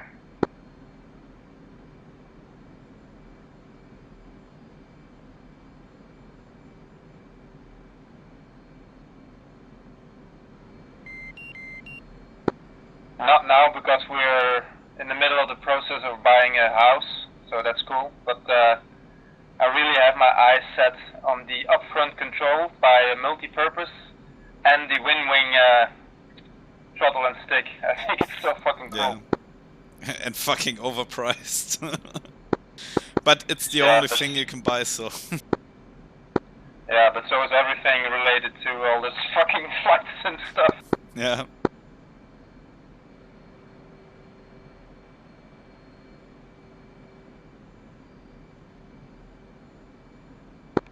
You never considered yourself? I did. Yeah, but hold on. Dreaming of it is not the same thing. I mean, really considering it. Yeah. Maybe once my wife is working again, since she's staying at home now because of the kid. But maybe when she's working again and there's some money left for that kind of stuff, then yeah.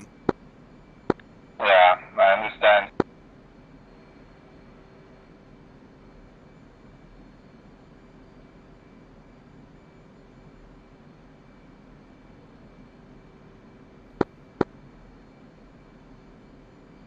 But you're going to upgrade the GPU, right? Yeah, definitely. There goes your wing. Yeah, but the thing about the Winwing is it's more about only the throttle, right? So I'm not even sure if I would buy both the joystick and the throttle only because of the throttle unit, because I'm pretty happy with the Warthog stick, and the only thing I would consider is buy a Whirlpool base. But I'm not that enthusiastic about buying a throttle for what, 1,200 euros, or how much does this both? Yeah, something about that. Yeah, you can buy them separate, but indeed it's like, and then you have two options, right? The full metal one, and that's of course the one we all want. So that's about 1,100, 1,200 euros. Yeah. Yeah, and to be honest, I mean, the best part about the Warthog Hotas is the throttle. I mean, that's pretty good, well done, right? Absolutely. And I think the only real downside of the Warthog is the stick base, and that's pretty easy fixable, right, with buying a Whirlpool one. So I think I would consider this first, but the UFC thing is definitely a cool thing to have. Yeah, but then, to be honest, I'm not discontent about the Warthog as well. Even the stick, we know it's plastic, but actually it's pretty precise and it works pretty good in my opinion. Yeah, it's okay. I mean, I'm flying the stick for now, what, 3 years, I think? 3-4 years, I don't know. And I had to disassemble it twice to re-grease it, because it was just so sticky. And do you always, I have it a year now, and I have the cover from Monster Tech, and I always put them to bed, and I cover them up every night, so I think that saves some time before it gets sticky. Yeah, definitely. I mean, once you know how to do it, the disassembling and re-greasing is not that difficult, but you have to be careful when you do it the first time. Yeah, switching, cutting wires or so. Yeah, exactly. And if you're not happen to be an electrician with solder stuff to at home, it can get difficult to repair that stuff. That sucks.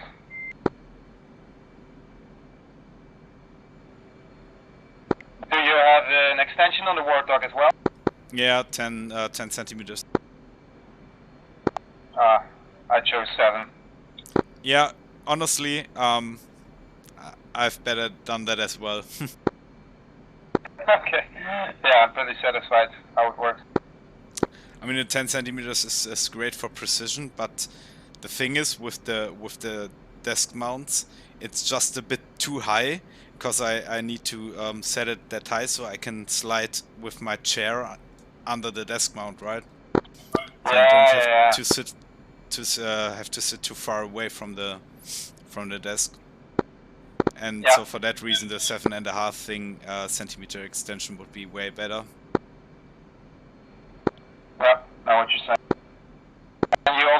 monster tags. Yeah. Talking about overpriced, but they're really good. Yeah. Strike cold 1, feet wet, state 3.8. Strike copies, state, proceed, direct mother, contact marshal at 50 nautical miles. Cold.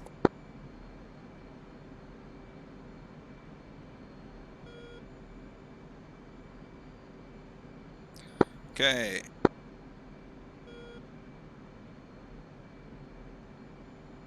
Mother 86 miles out. Yep. 86 miles. That's 35 miles until we have to check in with Marshall. I think that's a good time to smoke a fast cigarette. Okay, I'll be watching your jet.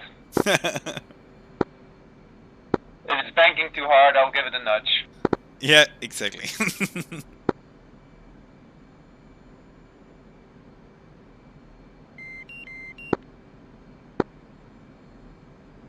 I'll fly a power setting of 90. Yeah, of 90. That should be sufficient. Yeah, beware, don't get too slow or the autopilot disconnects. So beware of that. Yeah, that's the thing. But 90 should be somewhere between 250 and 300 knots. So. Yeah, we should be good. See you in 5 minutes. Okay, man.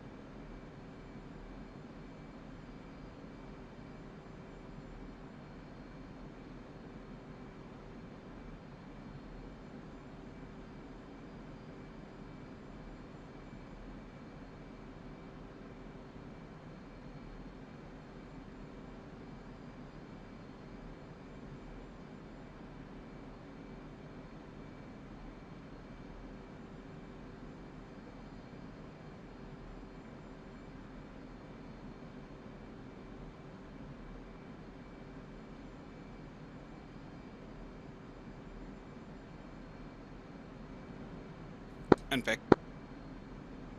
Okay, cool. Nah, almost did it on time. Yeah, good timing. Respect.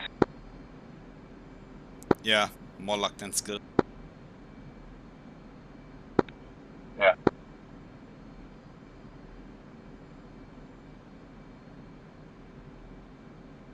Okay, push com 2, button 4.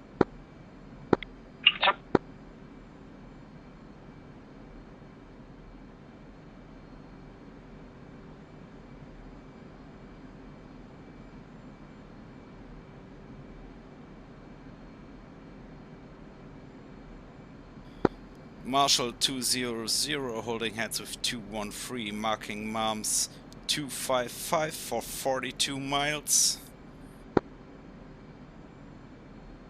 Low state 3.2. 200 Marshall, expect case 1 recovery, BRC 296. QNH is faulty. Reference a radar altimeter. Proceed direct shell rejoin at Angels 5. Direct rejoin Angels 5 with shell. Bah.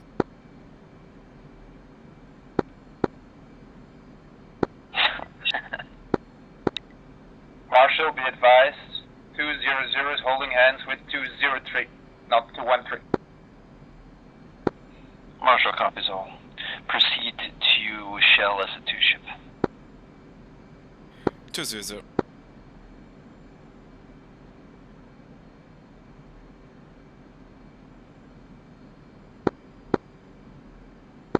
So shell is 100, we're going to take the lower one, correct? Yeah, it's shell is Tarkan is 110 and is at flight level Angels 5. We are 35 miles out, so we're descending now. Yeah. Yeah, it's 110, correct. Yeah, okay. And rejoin left parade.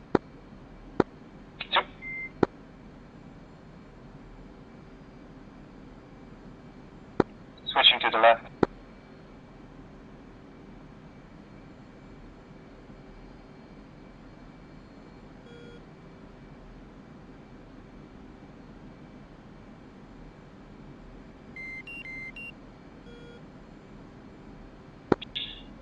You fill up until 7.0, right? Say again. You fill up until 7.0 fuel? Yeah, keep an eye on your checklist page. Max trap weight is 33,000 pounds. Might be 7,000 might be a bit too much now. Yeah, good point. Throttling a bit down. And I thank you for that.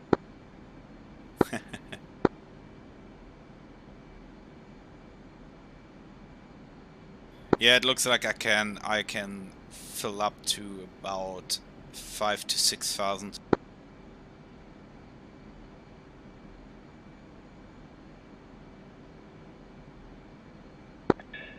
When can you say speed? Speed is 390 at this time, slowing down.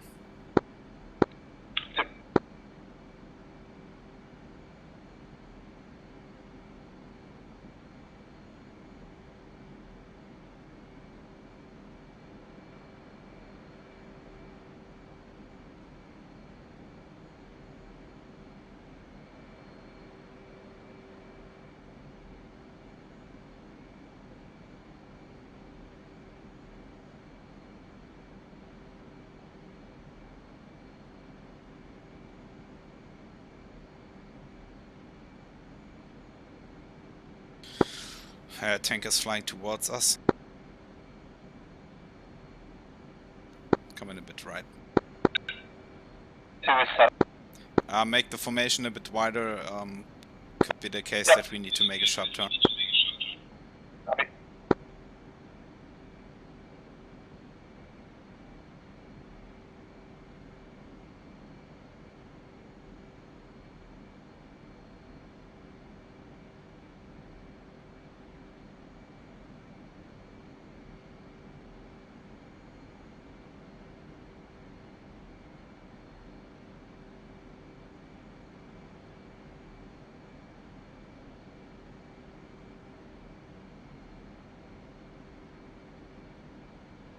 Still not visual on the tanker.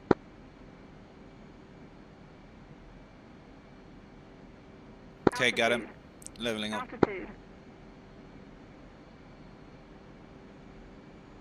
Speed is free faster or not.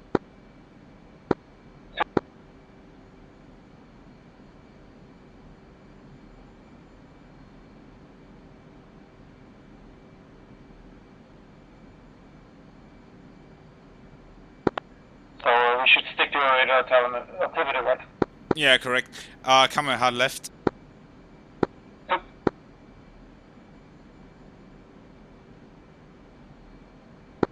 And towards visual with tanker.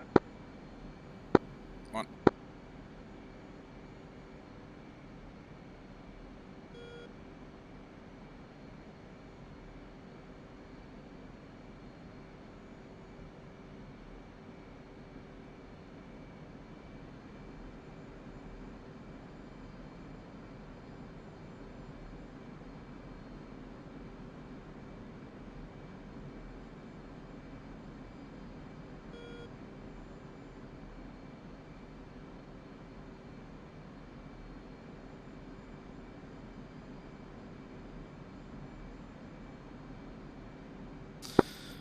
Okay, we're proceeding direct to the pre-contact position. Slowing down a bit more. Okay. Should we change comms? Yeah, looking the frequency is 119. So push com 119.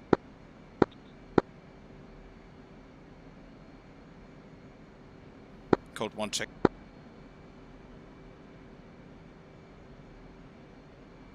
Code 1 check.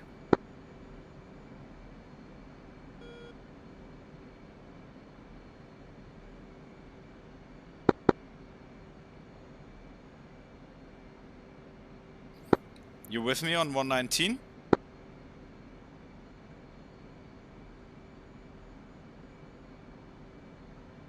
Code 1 check. Code 1 check.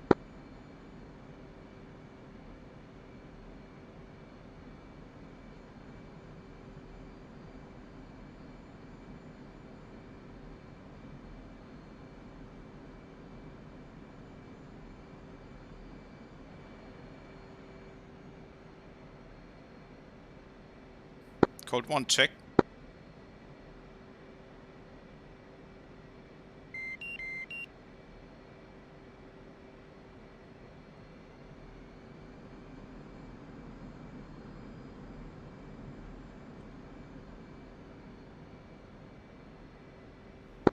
Code 1-2, code 1-1, are you with me on com 119? I'm on... Oh. Sorry, I switched to 20 without knowing it. Sorry. So, call 1-2. Copy. Text shell 1-1, code 1-1, request pre-contact, left.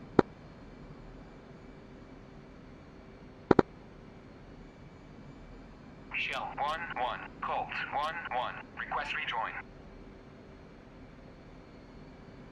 Colt 1-1, Shell 1-1, proceed to pre-contact at 6,000 at 250. Ready pre-contact. Cleared contact.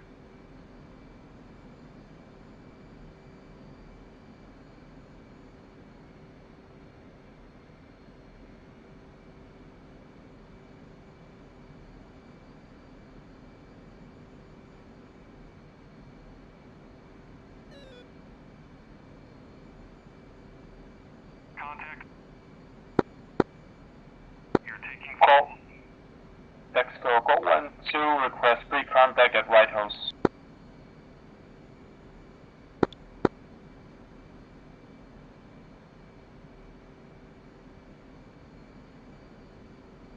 Shell 1-1, Colt 1-4, request rejoin. Colt 1-4, Shell 1-1, proceed to pre-contact at 6,000 at 250.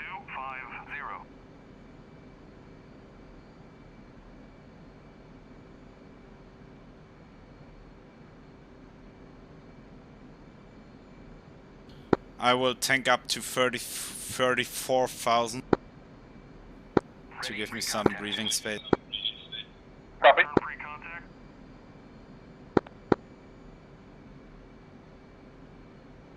Ready, pre-contact. Disconnecting infield, code 1-1 is topped off. Switching right reform. Ready, pre-contact.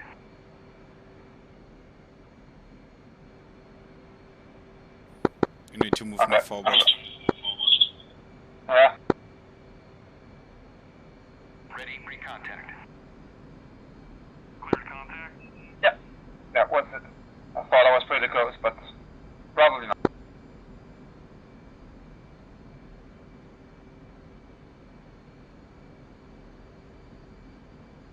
Okay, we will proceed as single ships into the Marshall stack, cause save some time.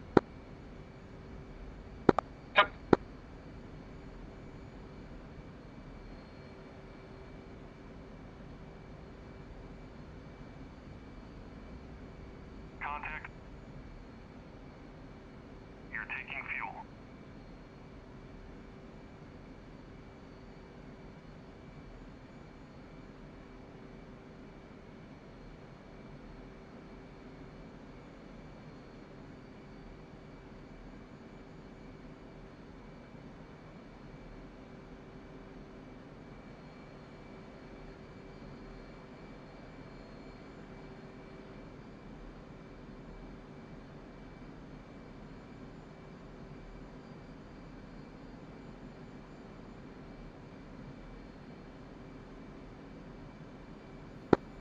Marshall 200 topped off at Shell and marking MAMS 180 for 10 miles, state 5.5. Altitude. Altitude. 200 Marshall, copy all. You are clear to proceed to Marshall Stack 2000, report overhead. Marshall Angels 2, report overhead 200. Also be advised, reference radar altimeter throughout the procedure. 200. 190 at 6,000.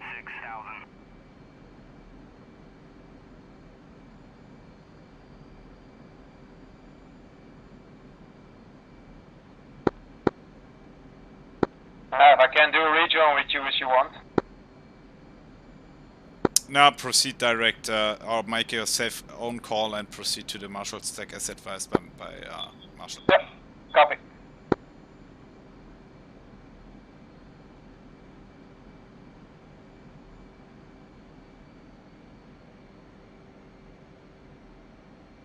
Marshall 200, can you say me the BRC please? BRC 2906. 2906 200.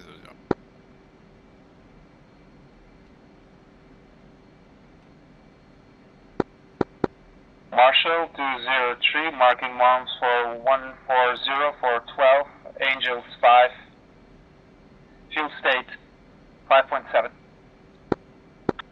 103 Marshall Angels 2, report overhead. 203.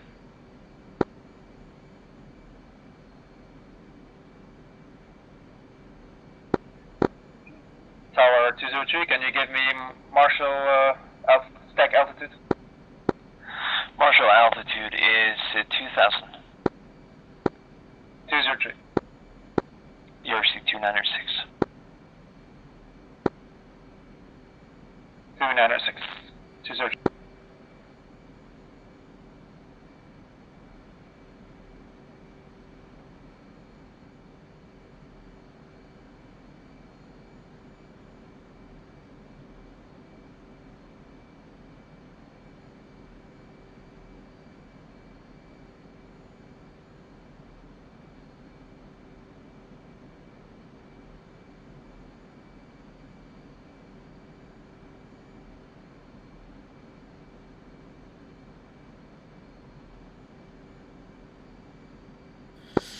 Marshall, can you check the BRC please in the platcam? It doesn't seem to be 296. Stand by. Caesar 3, see you at 10.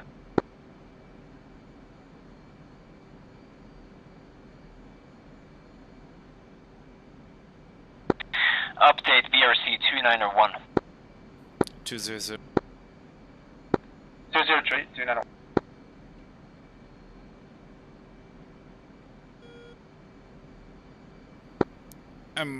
Tower 200 over at Angels 2. So we stick on this frequency for tower, or change to 3, right? Negative. Push designated tower frequency. Okay, 203, pushing tower. Tower 200 over at Angels 2. State 5.1. 200 tower, roger, your signal is Charlie. 200.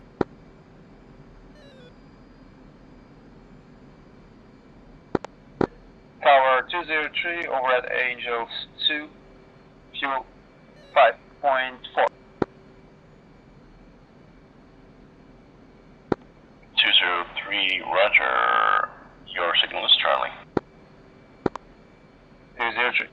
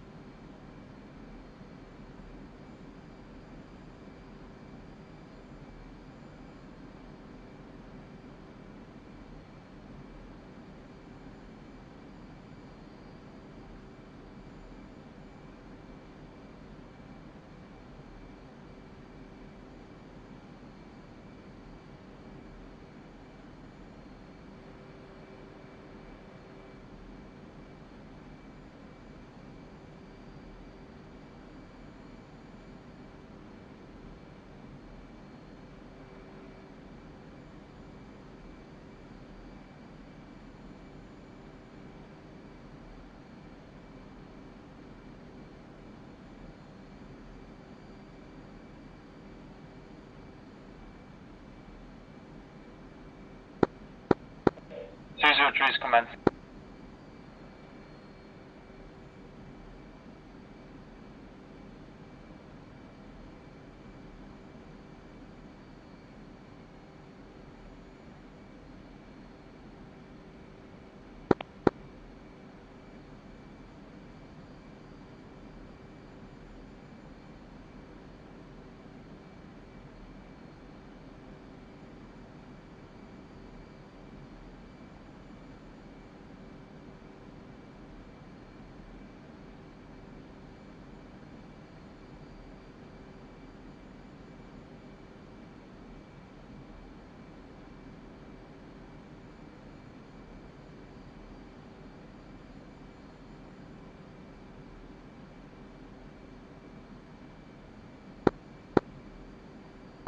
Tower, can you say position of call 11?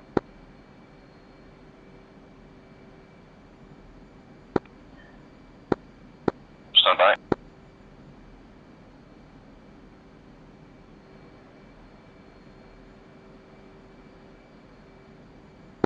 Call 1 is just about to do the flyover at 800.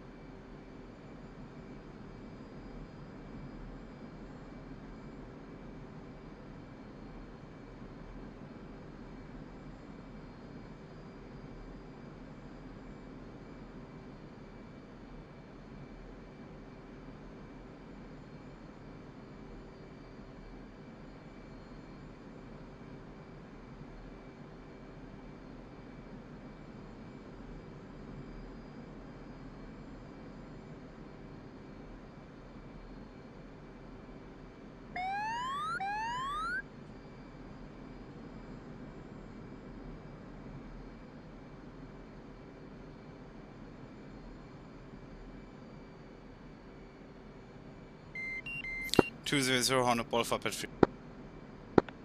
Roger, roll. Right for lineup. Little high, right for lineup.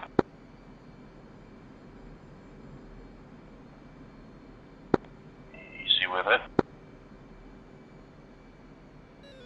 Don't settle. 200 bolter.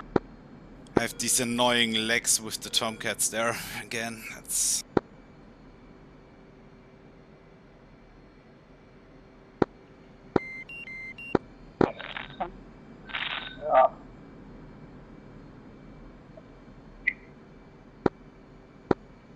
I should probably spin it, right? Or It's your call. no, it's not. He don't have to spin it, go into the brake. I have to adjust the pattern. It's never the call of the aircraft. no, but I was figuring if somebody noticed. But okay, call 1, 2 is in the brake.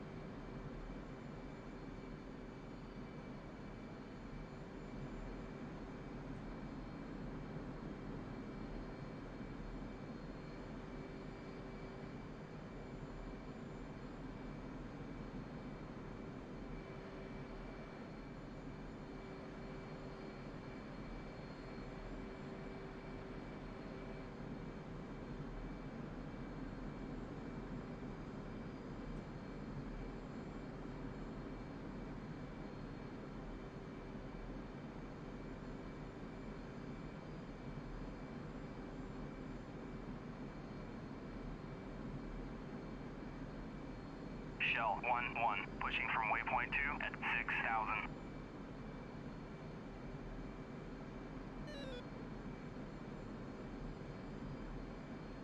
Shell 1-1, on station at Bulls 127 for 190 at 6,000.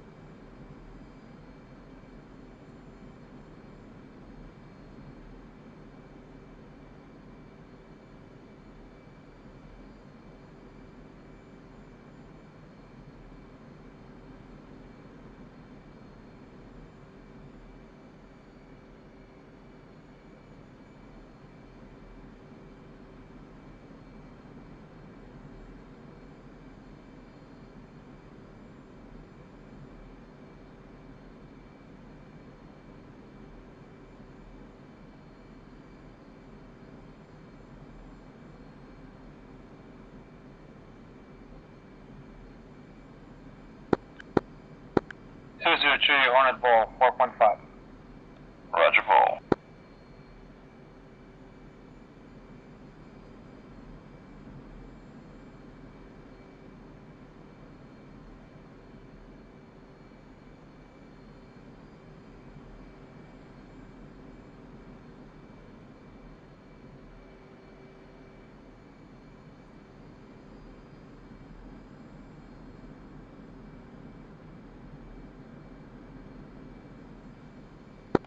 Easy with it.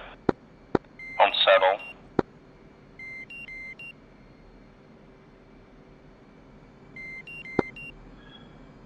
Three will bolter. 203 bolter.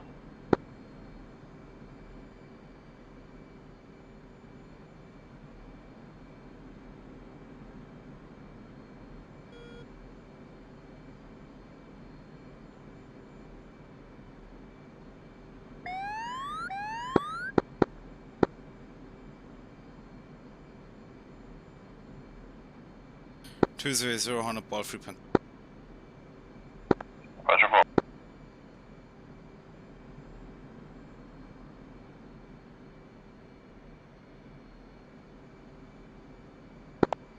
Right for lineup. Easy with it. Right for lineup.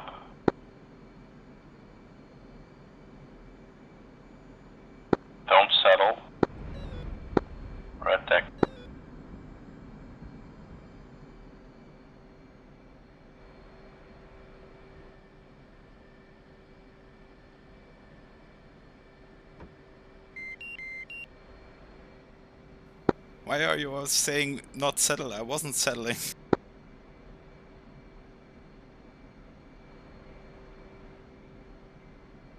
Copy that.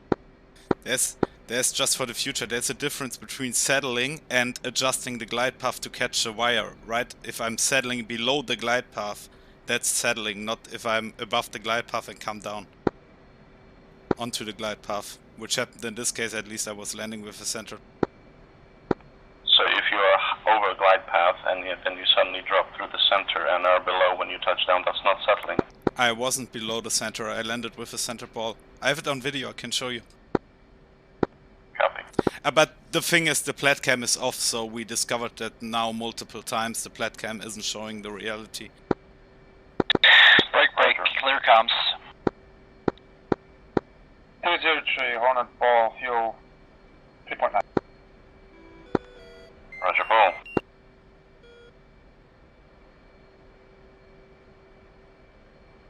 You're high.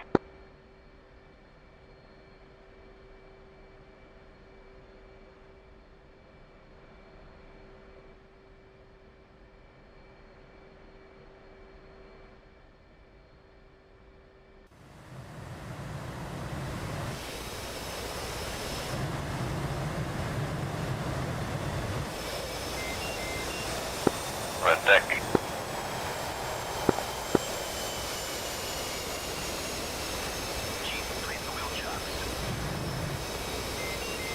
Copy. Wheel chocker now in place.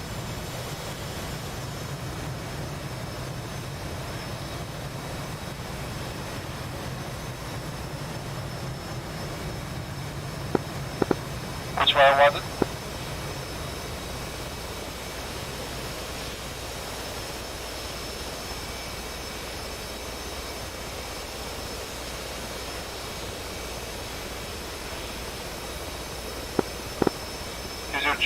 Which wire? 203, you cut wire 4. Yep, digit.